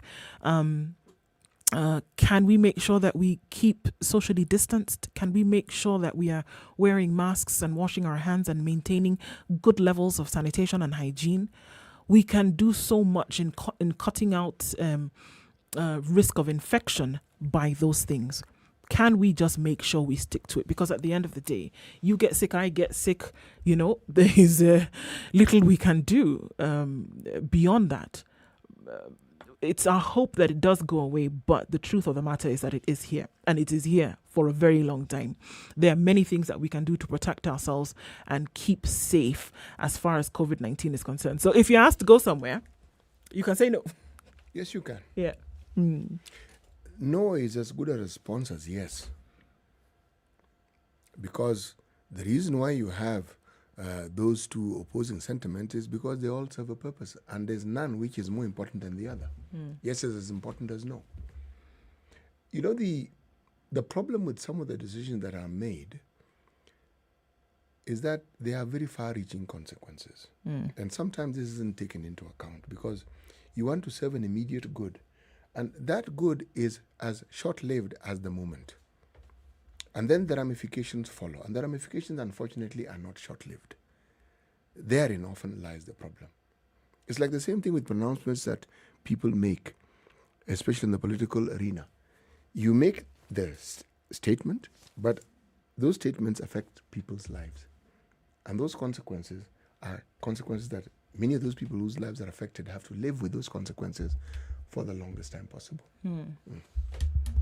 All right. Well, that's what we're looking at now. The conversation continues right here in the Situation Room and it's Kenya's biggest conversation. We continue with more conversations today, finding out then what's happening, and as we talk about them, what our responsibility is to make sure that we are as careful as possible as concerns COVID-19. Very important. Look, we can say it again until we're blue in the face. You can maintain social distance. You can wash your hands and maintain high levels of hygiene. You can put on a mask and keep it on, especially especially when you're in public spaces, and making sure that your breathing is right, and don't go to places where there'll be large crowds. You can take care of yourself. This is Kenya's biggest conversation, the Situation Room. It is now 9 o'clock.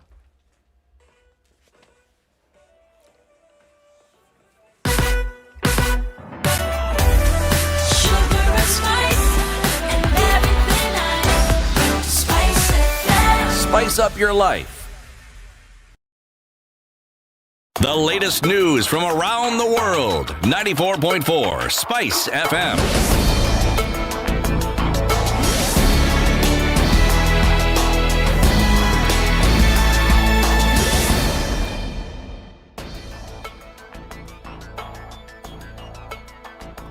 Religious leaders and their counterparts from various business sectors. The conference will be the 18th since the first national prayer ceremony. As we expect the hearing of appeal filed against the 5-judge bench ruling that termed the Constitutional Amendment Bill 2020 illegal, Siaya Senator James Orengo says he is confident the appeal against the High Court ruling will succeed. He says Kenyans should prepare for a referendum, hinting that this week the country will be going into a very critical time in the political history. We are going for a very, very critical week in the political life of this country. We want that after we finish the judicial process, we go back to the race of ensuring that the constitutional changes that have been proposed in the Constitution of Kenya Amendment Bill is passed by the people of Kenya. He says the constitutional changes will give Kenyans an opportunity to elect a new crop of leaders. In the new leadership of Kenya that will arise after the referendum in the year 2022, I pray to the Christians and the Muslims and people of faith in this country, let us not elect into that high office somebody who is not going to bring honor and integrity to the office of the President of the Republic of Kenya. A Catholic priest who tried to kill his Form 2 larvae and the child will know his fate today. Father Japheth Mwove Kimanzi was arrested in 2015 after his attempt to conceal evidence that linked him to the murder of his girlfriend Veronica Musali Mutua and her son. Kitui High Court Judge Stephen Mbunge is expected to deliver the verdict on the case that has been ongoing for the 5 years now. 3,000 people have entered Rwanda from Goma following a volcanic eruption. Rwandan authorities say those that entered the country will be accommodated in schools and places of worship. Other residents fled to higher grounds to the west of the city. The volcano, located 10 kilometers from Goma, last erupted in 2002, killing 250 people and making 120,000 others homeless. Liverpool and Chelsea grabbed the final 2 Champions League places, but Leicester City fell short of a top 4 finish for a second successive season. Liverpool beat Crystal Palace 2-0 to finish in the 3rd spot, a silver lining to a difficult season in which their attempted defend of the title crumbled. Liverpool finished on 69 points with Chelsea 67 and Leicester on 66. This is Newswire. I'm Dennis Aseto.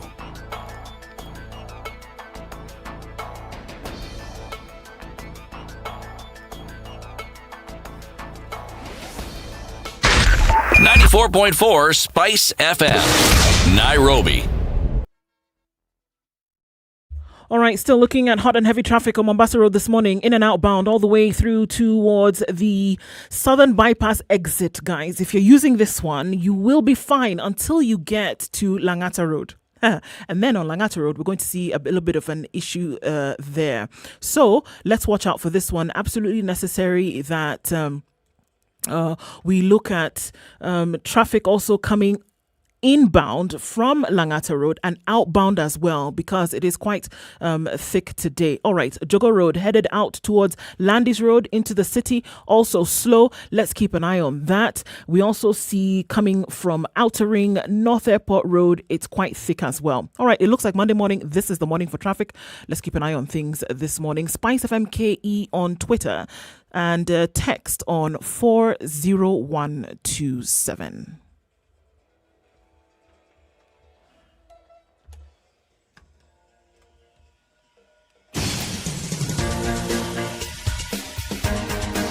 This is the Situation Room, the home of hard-hitting political commentary and penetrating insights about the state of the nation. This is a talk radio experience like no other. The Situation Room, a place for hard truths, debates, and elevated conversations. The Situation Room, witty, political, engaging, deep, controversial. In the room, we have C.T. Muga, researcher, academic, seasoned political observer, a fountain of wisdom in these politically uncertain times. Ndu Oko, Nigerian by birth, Kenyan by choice, communications expert, Pan-Africanist, a truth seeker and believer in people power, and Eric Latif, agent provocateur, the man in the chair, seasoned journalist, news hound, a man who believes in punching up, not down.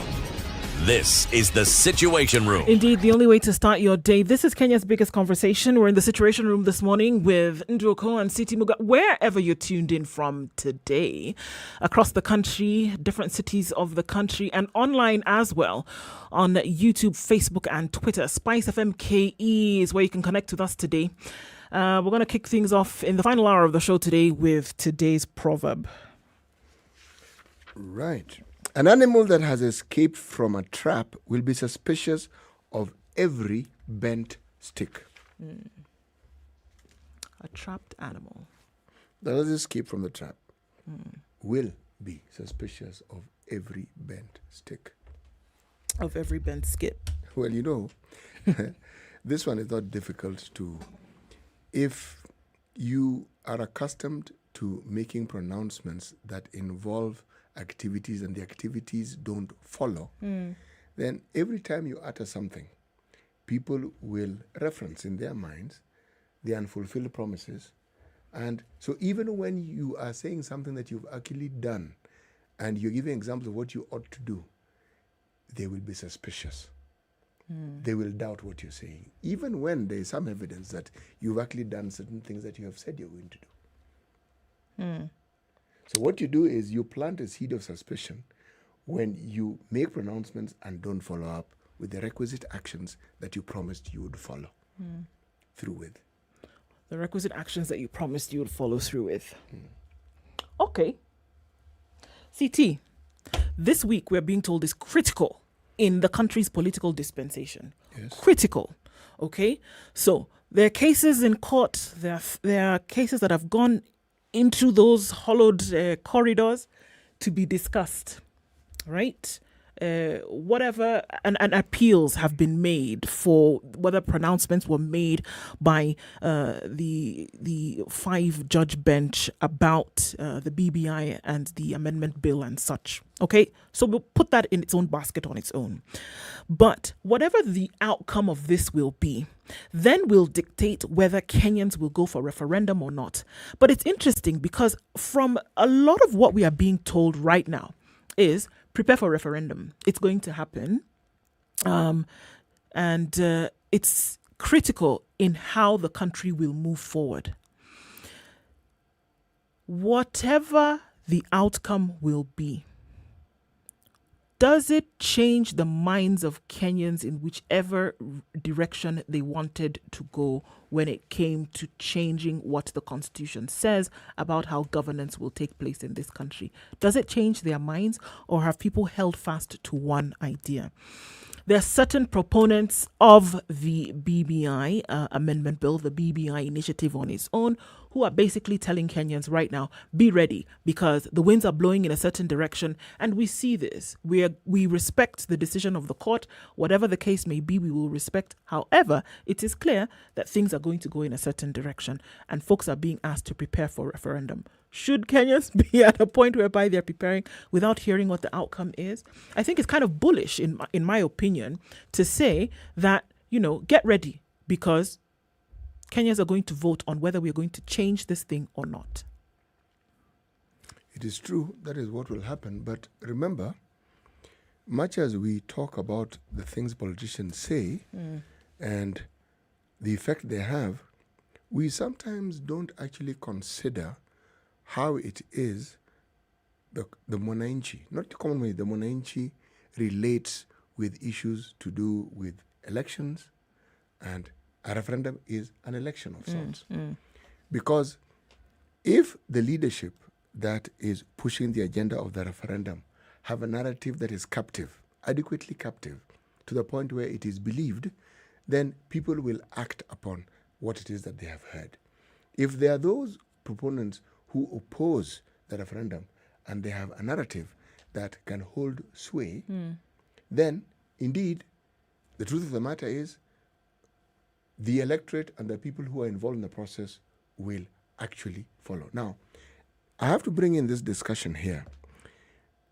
The interactions of the public and the political class are things we know, because the political class are in our face on a daily basis. The activities, the things they do collectively, the things they do individually. However, our interactions with our courts, not as imminent. So, what really is a discussion and what would be an issue is, how far does the general public take the ruling of our courts? Because we know what the social media platforms have been saying about the outcome of that constitutional court. We know what civil society has been saying.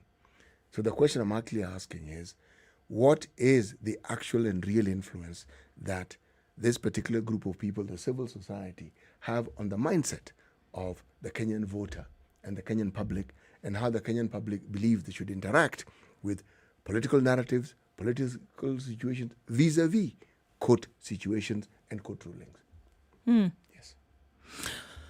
Do Kenyans take into consideration court rulings? They do. Yeah. They do. Do they take it seriously? They do. But when you pit a court ruling against the activities of the political class, now I would argue that is a titanic battle that one wants to observe and one wants to see how it will pan out. Is there also, does a battle happen between the court system and political players, or does this battle happen in the minds of the Kenyan voters who are taking a seat back and watching as things happen? Is it between, okay, so what has the court said? Okay, so what will my political leader or the person that I listen to, what will they say? That's where the battle is happening. Because in terms of what the court has said, that is very clear. And in terms of what political leaders would hope for, that also is very clear. Now, it doesn't matter then what you think as a political leader. The person who is watching is hoping that you will be influenced, is hoping that they will get particular influence from that political leader at that time. It doesn't matter that the court, if I'm going in the path of my political leader, let me say it that way, then essentially what you're saying, CT, is that it doesn't matter what the court says. I am listening to what this leader will say, and that is what I am going to go with. No, that is not what I'm saying. What I'm saying is, what the courts decide have a great influence on the way people view things. But the discussion that I am putting across is this: how do you measure that particular ruling by the courts against the backdrop of an opportunity? Because that's what a referendum is in my mind, an opportunity for the citizenry to participate in a life-changing moment, because they will know that their vote is what will determine the future. That is really what I'm saying. You pit this opportunity against a court ruling, monumental as it is. You pit it against an opportunity that the mwananchi has, the citizen of this country has, to actually participate in something that will change. Remember, this constitution that we're talking about, that enables the courts to have the independence and the freedom that they have, was gained through a similar process. There was a referendum.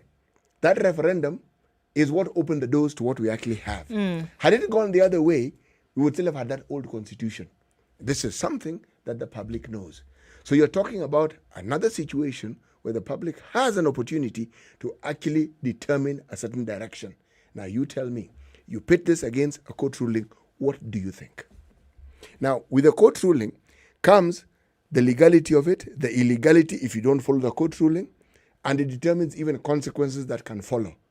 And you're also asking, will the political class, because it's the political class we're talking about who are leading this charge, do they feel that they're beholden to the rulings of the court? Does it matter what they feel? It's the court. It's the law. You have to do what the court says. I have to ask that question because... Or do they think that they are not? Look, I just need to open this paper and I can tell you of incidences. Forget, people like talking about President Uhuru not obeying court orders. No. We have members of parliament who have similar issues with court orders. All right? But we have leaders who have issues with court orders. The moment you have Kimilili MP, Didimas Barasa, there's a court, they issued a warrant of arrest against him for something very interesting. It's a grave case in which he is the complainant and the witness, and he did not appear. He did not go. Okay. Look, a court order doesn't have to be something monumental. It's just that something has gone to court, some activity is required of you, you appear as though you're ignoring it. Or let me put it this way, you don't abide by it. You have gone against the dictates of the court. It doesn't matter at what level. Okay, this one is on a national level, however, and the whole nation is watching this particular thing. But we have to take a break, CT, right now, and then we continue with this conversation. It would be interesting to see if folks actually would ignore the rulings of this particular court. But okay. The Situation Room, the conversation continues. It's Kenya's biggest conversation. Back in a minute.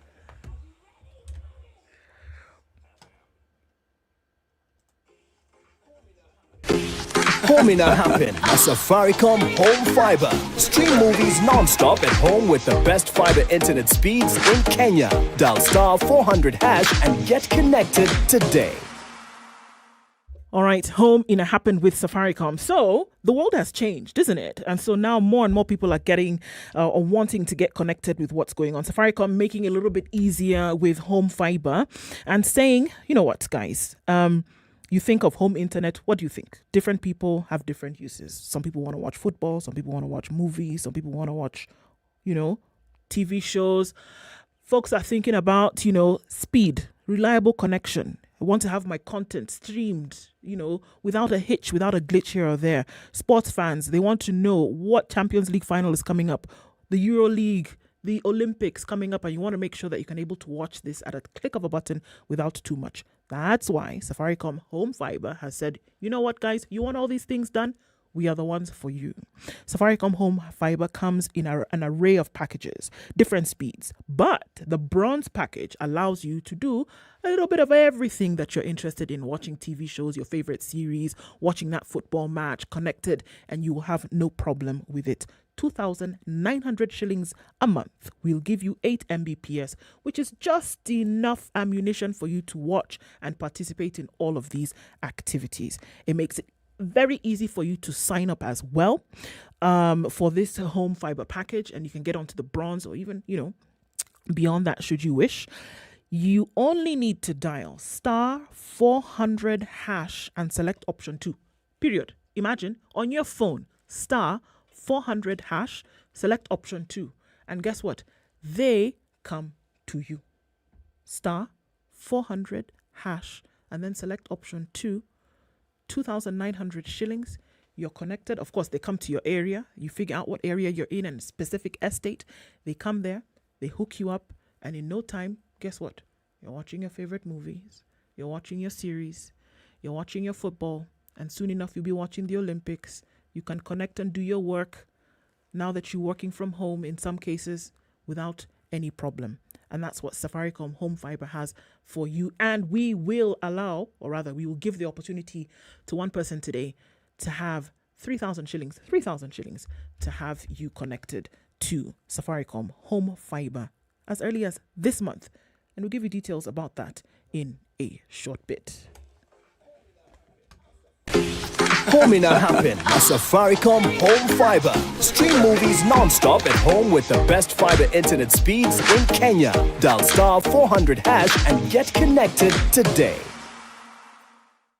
This is the Situation Room, the only way to start your day. Spice up your life. 24/7, around the world, non-stop. This is SpiceFM.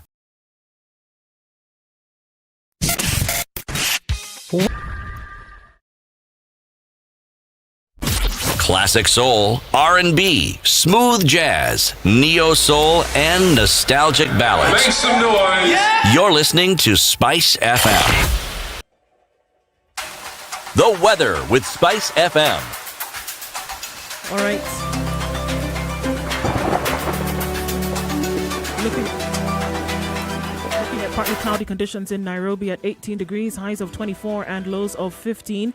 It's cloudy in Nyeri at 16, highs of 22 and lows of 14. 25 will be the high in Nakuru today. It's cloudy at 18. 18 is what it is in Eldoret as well.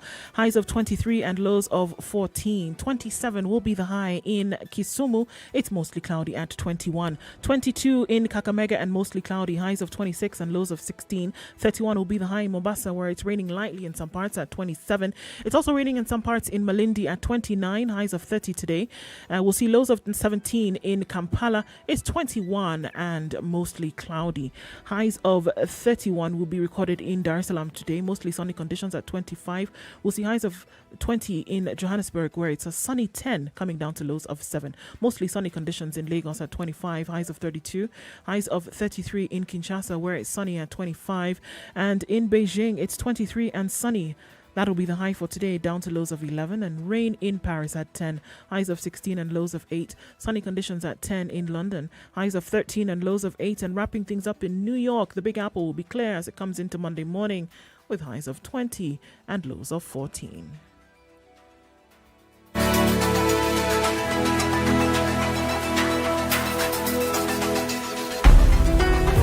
Yakari shirini safari yanza ya kutunganisha kama Wakenya.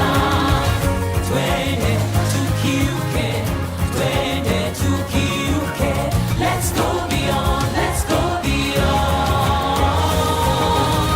let's go beyond. Mimi na wewe tukibuni kazi nzuri ya kujivunia. Let's go beyond, let's go beyond. Kwa juhudi na matumaini, twaelekea kesho pamoja. Twende tukiuke,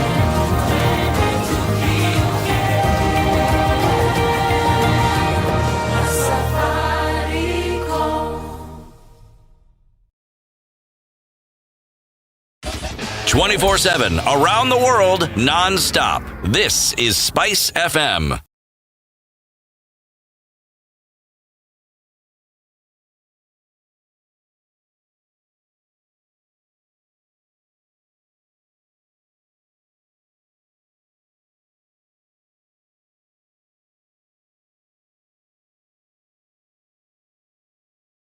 Spice FM. It's getting hot in here. Oh, everybody steals. It's better a thief who brings something small back. And I say to myself, there's no better thief. A thief is a thief, period.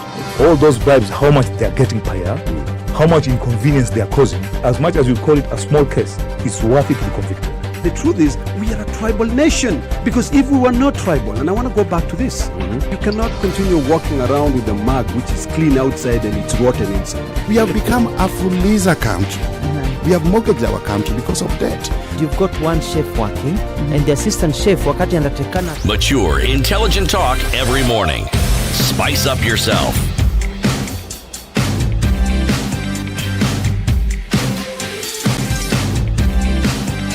Mornings done right. 94.4 Spice FM, Nairobi. Situation room this morning. It's Kenya's biggest conversation in the room this morning with Ndruko and CT Muga. CT, wherever folks are tuned into from this morning online. Live streams continue this morning. SpiceFM KE on Twitter, Facebook, and YouTube. And we're looking at what's going on in this country. It's been called right now with the BBI Amendment Bill, that issue being in court, being currently appealed, that happening, but it's also being called a critical week in terms of what's going on in the country right now. And before we went to a break, I'm trying to imagine, City, when you're saying, you know, look, don't think that this is new territory or that territory that is reserved only for certain people in terms of ignoring court orders. But then my heart skipped a beat because I was like, what? It'd be possible for anybody at this point to ignore and go ahead with whatever they wanted, even when this essentially has been shut down by the courts. The tyranny of habit. But more significantly, the consequences of this tyranny, and I'm using the word tyranny deliberately here of habit, is something that is probably not given sufficient notice. We talk about examples that parents set. We talk about role models. Bad behavior is modeling a role. You may not think so, but it does. So that when we talk about the public not adhering to COVID norms, these are some of the consequences, the larger consequences of the activities of our political class and the way they treat the rules and regulations that they are supposed to safeguard and the ones which they have helped put in place. You may think it doesn't have dire consequences. It does, because people look and say, if it can happen this way. And that's why you find there's an impatience with the rule of law. People feel they're being bothered when the rule of law is actually being put in place and people are supposed to adhere. They don't. And they take the lead from the examples that have been set. And over time, we have seen an increase of these things. So what are these guarantees that we are seeing that will tell you that when a constitutional court, such as the one we saw, 5 eminent judges say this is what we think, I laud that occasion because it gives us an opportunity, as I keep saying, of understanding our constitution better, because those who want to go to the Court of Appeal will present. It is good for us. We see our courts in operation. It is really good for the country. However, what is it that we also see? We also see a determined political class who have an agenda that they want to see through. Now, can they not see these things through within the confines of the rules and regulations set out within our constitution? It would seem as if people are then being almost pressed to believe that the court is suppressing what would be a new political dispensation in Kenya. Yeah, but and that's what these are words that politicians are using. Yeah, but are they? If you ask me, what's happening is that people are being given an option to actually think and make informed choices about what the future of this country will look like. It is not, or rather, even how you can survive on a day-to-day basis, because we keep talking about the future like it's, something so very far off. The future can be a minute away from now, a few hours away from now, right? So how you operate in this life that you know, how you're going to operate moving forward, that is what it is. It is giving an opportunity for Kenyans to think differently, away from being under the shadow of politicians. City, there are very many people today who will not make a move politically, will not make a vote, will not do anything unless they get the endorsement of their so-called political leader or that person who they believe. It's not thinking for yourself. It is waiting to hear what a political leader will say, and then you will make a decision based on that. Thinking to listen and to wait. That's thinking. Look, based on what they will say. You've heard me speaking favorably about the BBI and looking at some of the components, which in my mind seem to be good. I don't think this is a view that I'm the only one who has. Anybody who's interacted with that BBI will find many things in the BBI that work. That could be happening now. That could be happening now. Yes. And also beneficial even in the long run. That you don't have to wait for to actually begin to enact. We don't have currently. Now, but over and above that, you see, one of the arguments that was brought forth even with the appeal are, with the urgency being taken into consideration, other court issues that have been there, and so this matter joining the queue. Now, if you want to know where some of these things come to bite you, the issue of the 41 judges comes into the discussion. 41 more judges would mean an easing of the pressure of the judges who are currently in place. So a decision is made or not made, and an opportunity where that decision that you made comes to bite you is now, because now you're joining a really long queue. And the queue could have been lessened by this. What am I saying? I'm saying that these are some of the negative things that we see, but look at the positive side of the political class and the things that they do. The one thing that we've seen in the political leadership in this country, specifically with the opposition, is their capacity to bring about and to agree to compromises. That has created a narrative and a history and a tradition where political differences are discussed and ironed out and we move forward. Whereas in other countries, those differences, people have gone to the bush, they've depleted all the sales of machetes, and war drums are being beat everywhere. we have a situation where our problems, if you observe carefully, our fights are usually verbal and they're in the arena of talk. It's a good thing. But it is possible because compromises have been made, and we understand that compromises can be made and understanding and accommodations can be arrived at. These are good things, but they're only really good if they genuinely make the lives of the citizenry better. And they just don't serve the narrow interests of the political class, or if I may say so, and they bring about and further the ugly irresponsibility that the decisions the political class makes and the even more dire consequences that they have on the lives of the people. So long as it isn't that, I would argue that a compromise will be reached. Some understanding and accommodation will be arrived at. Because even as we have this discussion, there's what's in the public eye, but there's always things that are not in the public eye. And that's where it really counts. What is being agreed upon, what is being discussed, and again, compromises that are being made. Because compromises have to be made. People are speaking a certain way because they've been spoken to. Sisi. Yes, compromises have to be made. Okay, we have to take a break and look at traffic. We're back. The conversation continues, and we're going to ask you to weigh in on the conversation as well. How do you feel things are going? Is it a break the back moment in the country with what we are seeing now, changing the way in which the country could essentially be governed, or looking at the other side and saying, let us implement what we had in the first place? This is Kenya's biggest conversation. It is the Situation Room. This is the Situation Room, the only way to start your day. Spice up your life. 96.0 Spice FM, Nakuru. We still do see quite some on the roads this morning, in and outbound on Mombasa Road. Not quite sure what's happening right now, if the president has actually left or he's leaving, but promising to be a busy morning on these Mombasa Road. Okay, Langata Road also is still quite busy. We're looking at some heavy traffic as you join from the Southern Bypass exit. So it's moving slowly, not a bumper to bumper in all parts, but just some parts. We'll keep an eye on this. Coming off Thika Road, it looks a little bit better, a little bit smoother as you come into the city, but it shouldn't be too crazy. And Jogo Road also into the CBD doesn't look too bad. The bypass is looking good as well, Eastern and Red Hill. But then remember, right around North Airport Road, going towards Outer Ring, Taj Mall there was an absolute mess. So it's very slow in that area. Let's keep an eye on how it opens up through most parts of the morning. It's likely to get busier in later parts of today. SpiceFM KE, that's how you can keep in touch on Twitter. You can text on 40127.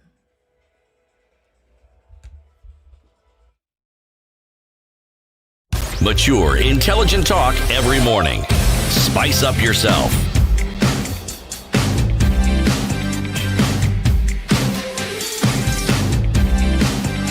Mornings done right. 94.4 Spice FM, Nairobi. Home in a happen. A Safaricom Home Fiber. Stream movies non-stop at home with the best fiber internet speeds in Kenya. Dial star 400 hash and get connected today. Okay, yes, so Home in a happen. Safaricom Home Fiber, letting us know that, this day and age, internet, it has become really essential in our lives, and it's essentially a basic need. You need it to be able to do your business, to run your business, to do your job if you need to be working from home, to communicate, and even, yes, to entertain. So many things: streaming content online, working from home, online classes, or connecting with others on social media. So Safaricom Home Fiber, taking all of these things into consideration, has said, look, they've developed amazing, affordable internet packages with double the speeds, enabling you to do everything you need to do and so much more. You can get connected as easily as dialing star 400 hash on your phone today and selecting option 2. You follow the prompts and somebody will come to you in no time. So we are giving one person today the option of winning the 8 Mbps speed option. That's the bronze package on Safaricom Home Fiber. It's 2,900 shillings, but we're going to throw in 3,000 shillings for you today.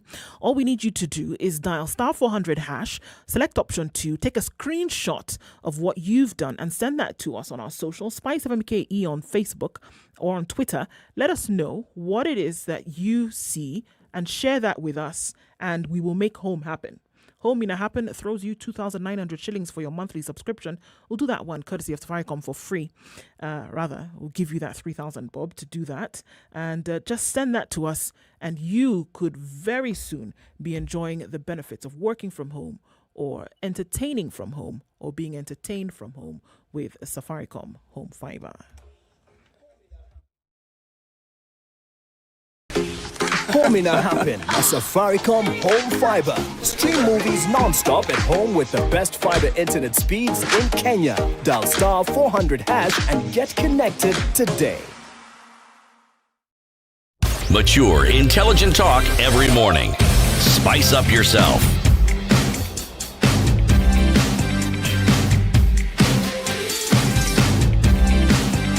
Mornings done right. We are connected to on SpiceFM KE online on YouTube, Facebook, and Twitter. CT Muga and Ndu Oko in the Situation Room with you this morning.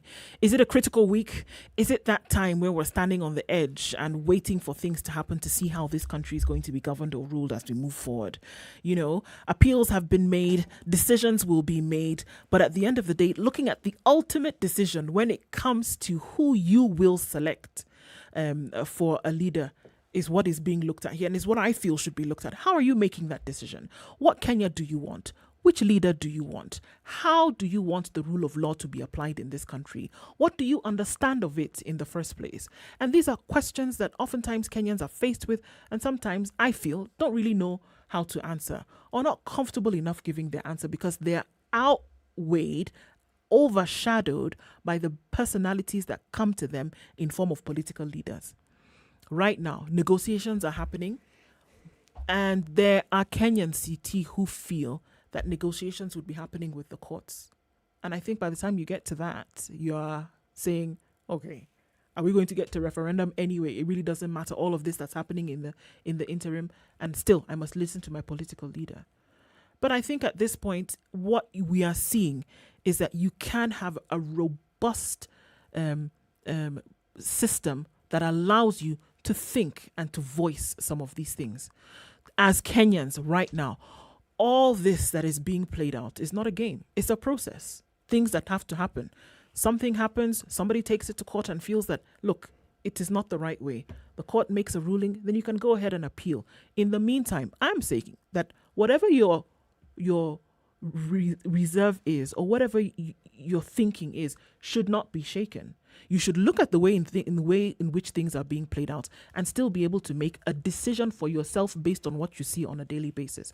Because as you're saying, people are being spoken to, negotiations are happening, but what changes about your daily life? What changes about what you need to do tomorrow? What changes about what you need in the future? Very little. If last week you were in a position where you couldn't afford your life, you're still there this week. If last week you were in a position whereby you needed a particular resource and you couldn't get it because of the way in which things are being done, it's still that way today. So for me, I would say that mentally Kenyans need to stay the course. Look at what is right in front of your nose, and for me, shut out the noise. There's a lot of noise that's taking place right now. For me, it's shut out the noise. Make a decision based on how you want it to be for yourself as a Kenyan and your community around you. Should it be better? Yes, it should. For me, the political noise is a little bit too much. The noise that's coming about as a result of all of this, let the process stay its course. Let it come out the way in which it's supposed to come out. But for Kenyans who still are the ones to make the decision, your resolve should be steadfast, and that or have one in the first place, and say that the decision I am going to make, it's for us to actually have a better Kenya. The things that we complain about today, the circumstances that did not change as a result of this halting of a procedure, the circumstances that did not change as a result of whichever politician saying whatever they wanted to say over the weekend, those are the things that your mind should be thinking about. Those are the decisions that you should be readily making. You should be taking the processes into consideration, absolutely, but they should be injected into how your life in this country will be made different. And for me, it's not about the sway. It's not about what a politician says today, because at the end of the day, they're very interested in making sure that they remain in those positions. How is it changing for you, the Kenyan? And that is what, for me, should be front and center every time. And yes, it should be selfish. Essentially, people are coming to govern over you. Over you. Should be selfish in that resolve. You know, it is really difficult to break traditions. If the tradition that a community has had, a group of people have had, the population has had, of being guided by their political leaders in certain directions, to break from that mold is difficult. However, the circumstances that we speak about, this isn't a president who is going to seek re-election. The president is exiting.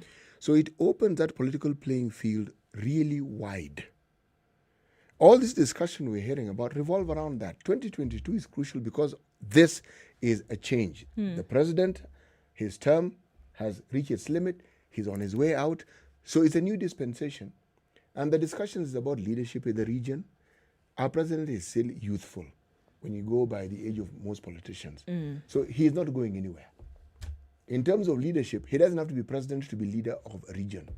He doesn't. Raila Odinga has been leading that particular region and his party, and he has not had a political position he has not had an elected position for the longest time. He hasn't. He hasn't been an MP, he hasn't been a governor, but he's the leader. To the point of, undisputed. He is the leader. There are other people who would claim leadership, but he is the leader who is recognized. He is the preeminent leader. So what am I saying? I am saying that even as these discussions are being had, there is a certain reality. In certain pockets of this country, there is a tussle for who is the supreme leader. In central Kenya, that is not a discussion. No. In Nyanza, it's not a discussion. In Western, it is a discussion. In the northern eastern part of the country, it is a discussion. In the Rift Valley, it's almost a no discussion. So, when you ask these questions and you're talking about political alignment, it isn't difficult to figure out the direction the discussions can take. And political discussions are about what will we get. It's what will you get, but the we is, when I get it, it's supposed to be representative. And then you're supposed to have people who support it. People who also want the same thing, but realize that perhaps you have a better chance. And so they have to negotiate for, okay, if I support you, then what do I get? These discussions have been taking place, and what you're seeing, the manifestation of this is just they're getting to be in earnest. Remember, with every month, with every day, 2022 beckons and gets nearer and nearer and nearer and nearer. And folks are scrambling for these positions. Yes. So even the discussions and the positionings, they will keep shifting as the time gets nearer. Because right now, it can be still academic. But as you get towards December, it's not going to be academic. Because you're going to understand where this particular position I have will take me. So this court ruling will have a lot of relevance, even as we're talking about it. Politicians who know their game will understand how to look like a giraffe into the distant future and realize, where does my alignment lie? And what position do I need to take? Remember, we are seeing the operationalization. That word always gives me It does the thing, I get it. Yes, it does. Tongue twister. We are seeing the operationalization, I got it there, voila, of the independence of our courts. And it is a good thing. And it how essentially really it can throw folks into a tailspin. Yes. You said something. Now, look, there is the part whereby the court ruling and what it could do.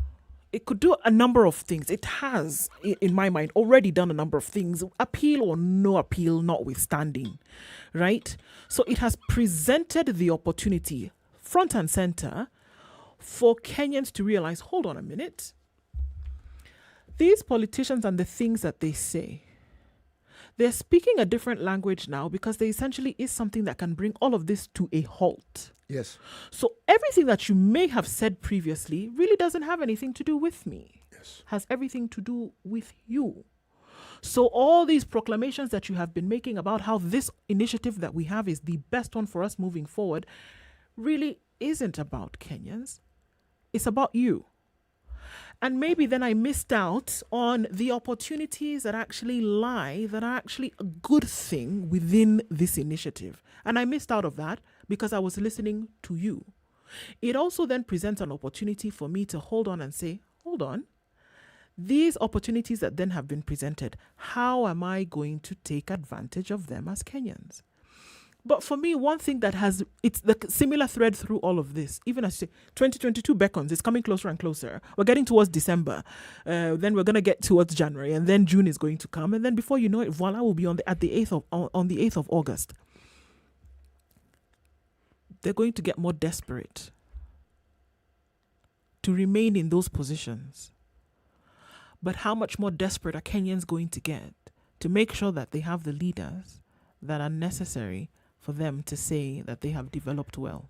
They'll be spoiled for choice. I mean, these competitions, remember when we had the promulgation of the constitution and we had the county system, MCAs were considered like councillors. Right now, when people understood the power, people didn't even understand the power of a governor. The moment it was understood, the rush for those positions, people who left jobs, well-paying jobs, to enter politics because they realized there are opportunities here. See, these are things you couldn't have foreseen until these things happen. You see, there are consequences of enacting a system that you cannot see until it is enacted. We couldn't know what a court ruling could do until this constitutional court made that ruling. But now we have a very clear idea of what such a ruling can do. Meaning, we, the citizens of Kenya, are also being treated to understanding what independence means when it comes to the judiciary. The learning process doesn't end. And remember, there are many permeations to this discussion of the BBI. One, there are things that don't need all these things to be implemented. Doesn't need a referendum, doesn't need. So, why don't you go about beginning to implement those things? Because you can. And in my mind, those are where the negotiations can actually happen. Yes. But those are where the negotiations can be done. It can Precisely. be done. If you are really interested in doing those things, or you're really interested in sharing power amongst a select few. Why don't you start that process? Because you can. You can start you it actually now. don't need any of these things for Why you to do wait? it. Why wait? We're going to take a break now. This is Kenya's biggest conversation. This is the situation. Why wait on some of these issues? Is it not possible to get some of if it really is for the good of the country, why can we not do it now?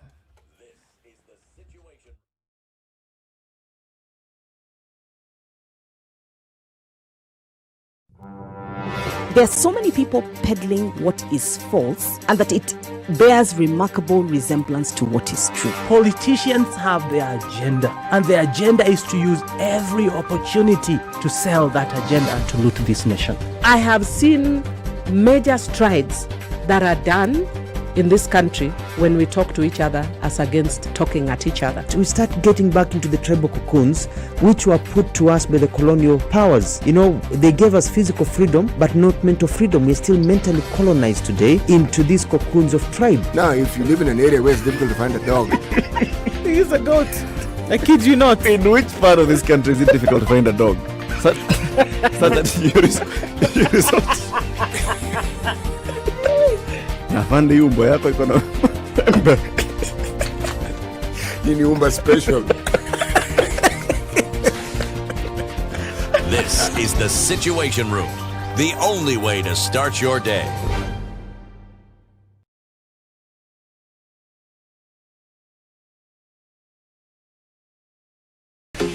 Home in a happen. A Safaricom Home Fiber. Stream movies non-stop at home with the best fiber internet speeds in Kenya. Dial star 400 hash and get connected today. Home in a happen, definitely looking at options for folks to be able to entertain and work and learn from home. There's never been a bigger case for having fast, reliable internet other than online learning, right? Online classes have become a part of education as a result of the pandemic. We know this. With access to the internet playing a very big role in its effectiveness. So for only 2,900 shillings, 2,900, Safaricom Home 8 Mbps bronze package will always ensure that your children, even you, have access and will be up to date with the syllabus while also empowering them to learn new things online. So you can get connected simply by dialing star 400 hash and selecting option 2. Somebody will come to you. And today we're gifting someone, rewarding somebody that option of being able to connect for a month. 2,900 shillings. We're throwing 3,000 shillings your way courtesy of Safaricom, allowing you to be able to learn from home. And we're selecting a winner for this morning. We're going to go right ahead and do that. And Keter Boaz We've gotten your screenshot this morning and you say, for my online learning and research, and why not throw in some Euro 2021 in there, 8 Mbps would be a great deal for me. So congratulations to you, Kater, Boaz, and our online man. Amlota will get in touch with you about how you can secure your winnings. Congratulations to you.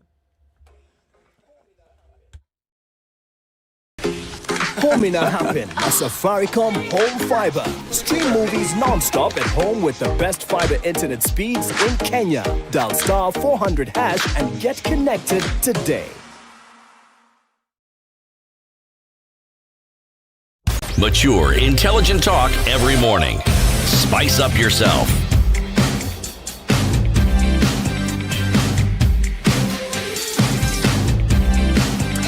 Mornings done right. It's 10 minutes to 9 o'clock. We've been having a conversation in the studio this morning, Nduoko and Siti Muga, looking at really, so what happens?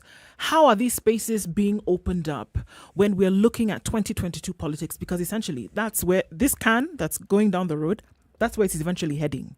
And all this talk, is it really about looking at shared governance and avoiding the ills of the past, whereby we saw things like post-election violence happening?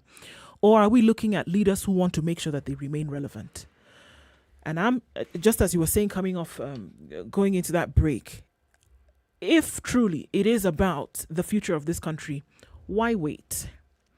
Why wait for a wonderful referendum? Why wait for something as tumultuous as, tearing apart the Constitution? Why wait?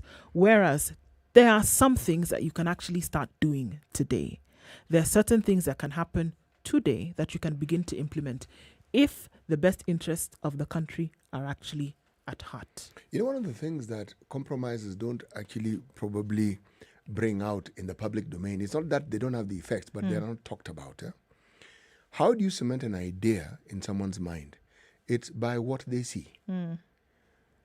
We had Milio Diambo in the studio, and there's something she said which has stuck in my mind all this time. When asked, why is it that the party she belongs to doesn't make noise? She said, look, we've made noise for the longest time. And we've decided that we can achieve the same things by doing something different. Call it quiet diplomacy, call it negotiation, call it compromise. But that's a decision that was made. So we actually end up achieving the very same things that we wanted. But now, where the problem arises is, if your followers who have been used to you standing on podiums and speaking loudly, they feel, what on earth are these people doing? Why are our interests not taking shape? Right. You even have a discussion like, now surely, Raila Odinga has gone and shaken hands with Uhuru Kenyatta. And his God-given job that we gave him was to be protesting against these things. So how is it now that we are going to have somebody looking after our backs and taking care of our interests? Now, that is now where change has a direct conflict with habit and tradition. It takes, again, some time for people to understand that perhaps the action that is being taken may actually be just as beneficial. But if it's not something you're used to, you will not see it. Now, the politicization of certain things and wanting certain rules or certain forward movements in your favor, when you are accustomed to doing things the way you want, disregarding the new constitution that may not perhaps allow you. Now, this is where you have this conflict. Because you have a court ruling, and people have had the nastiest things to say about the court ruling. And yet, from a legal perspective, I'm waiting to see what the team that is taking this matter to the Court of Appeal is going to present as their argument. Sure, because it would seem as if it was airtight. In law, you realize there's no such there's thing nothing as like airtight. No, because there's also there's always something that can creep in the door. It's called the interpretation of the law. Okay. But isn't it, to me, one thing that is worrying is that Kenyans, to a large degree, have the feeling that this too can be ignored. Well, if you're talking about the power or of that example, somebody can be seen. The power of example lends itself, and I'm talking about the power of the example by the political leadership. Why I keep harping on the political leadership, you cannot talk about civil servants and the running of a government without the political leadership, because the processes that make these things happen are political processes, and they're led by the political leadership. Even the appointment of these judges, it is a political process led by the political leadership. And how do we know this?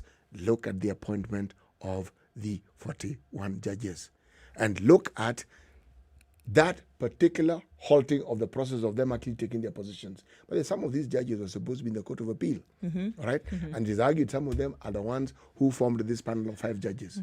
Then take it even further. You are talking about an advisory by the Chief Justice. They banned this parliament because they are in abrogation of our constitution. There's a 2/3 general rule that must be operationalized. It hasn't. Again, the political process decides, yes, you've advised us, we have heard. Life continues.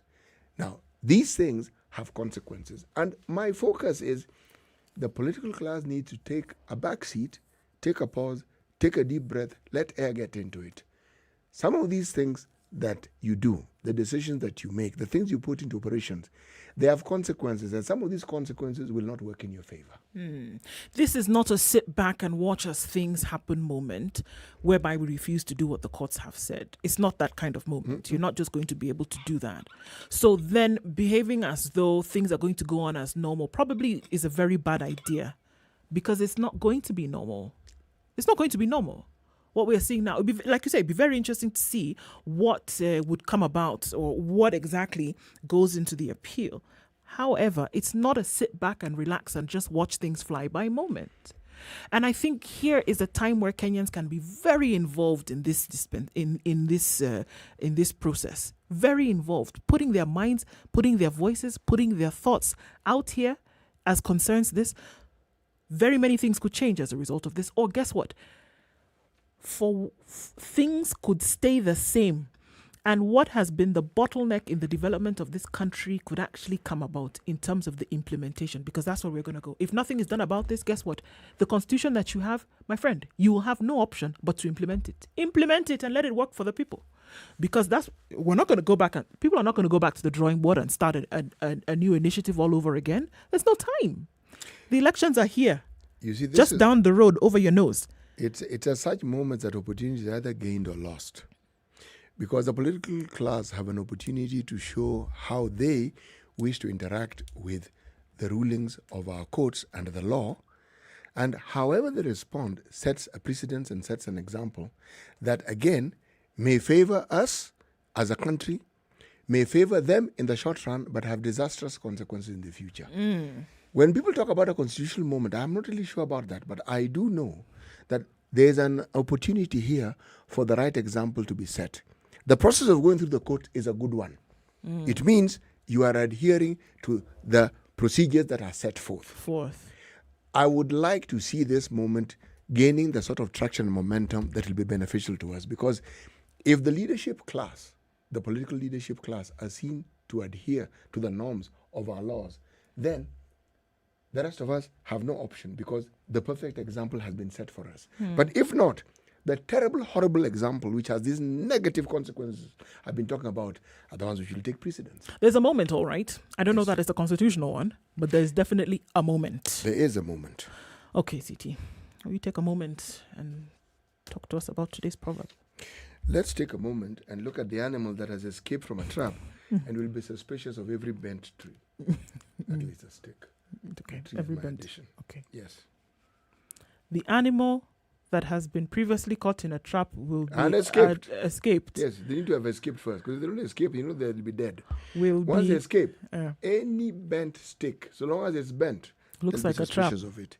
Yes. So let's not provide ammunition for the citizenry to be suspicious of everything that moves, whether it's inanimate or not. It's an opportunity for trust to be built and for us to see true leadership in adhering to the sort of practices that we would like to see as examples from our leaders. Yes.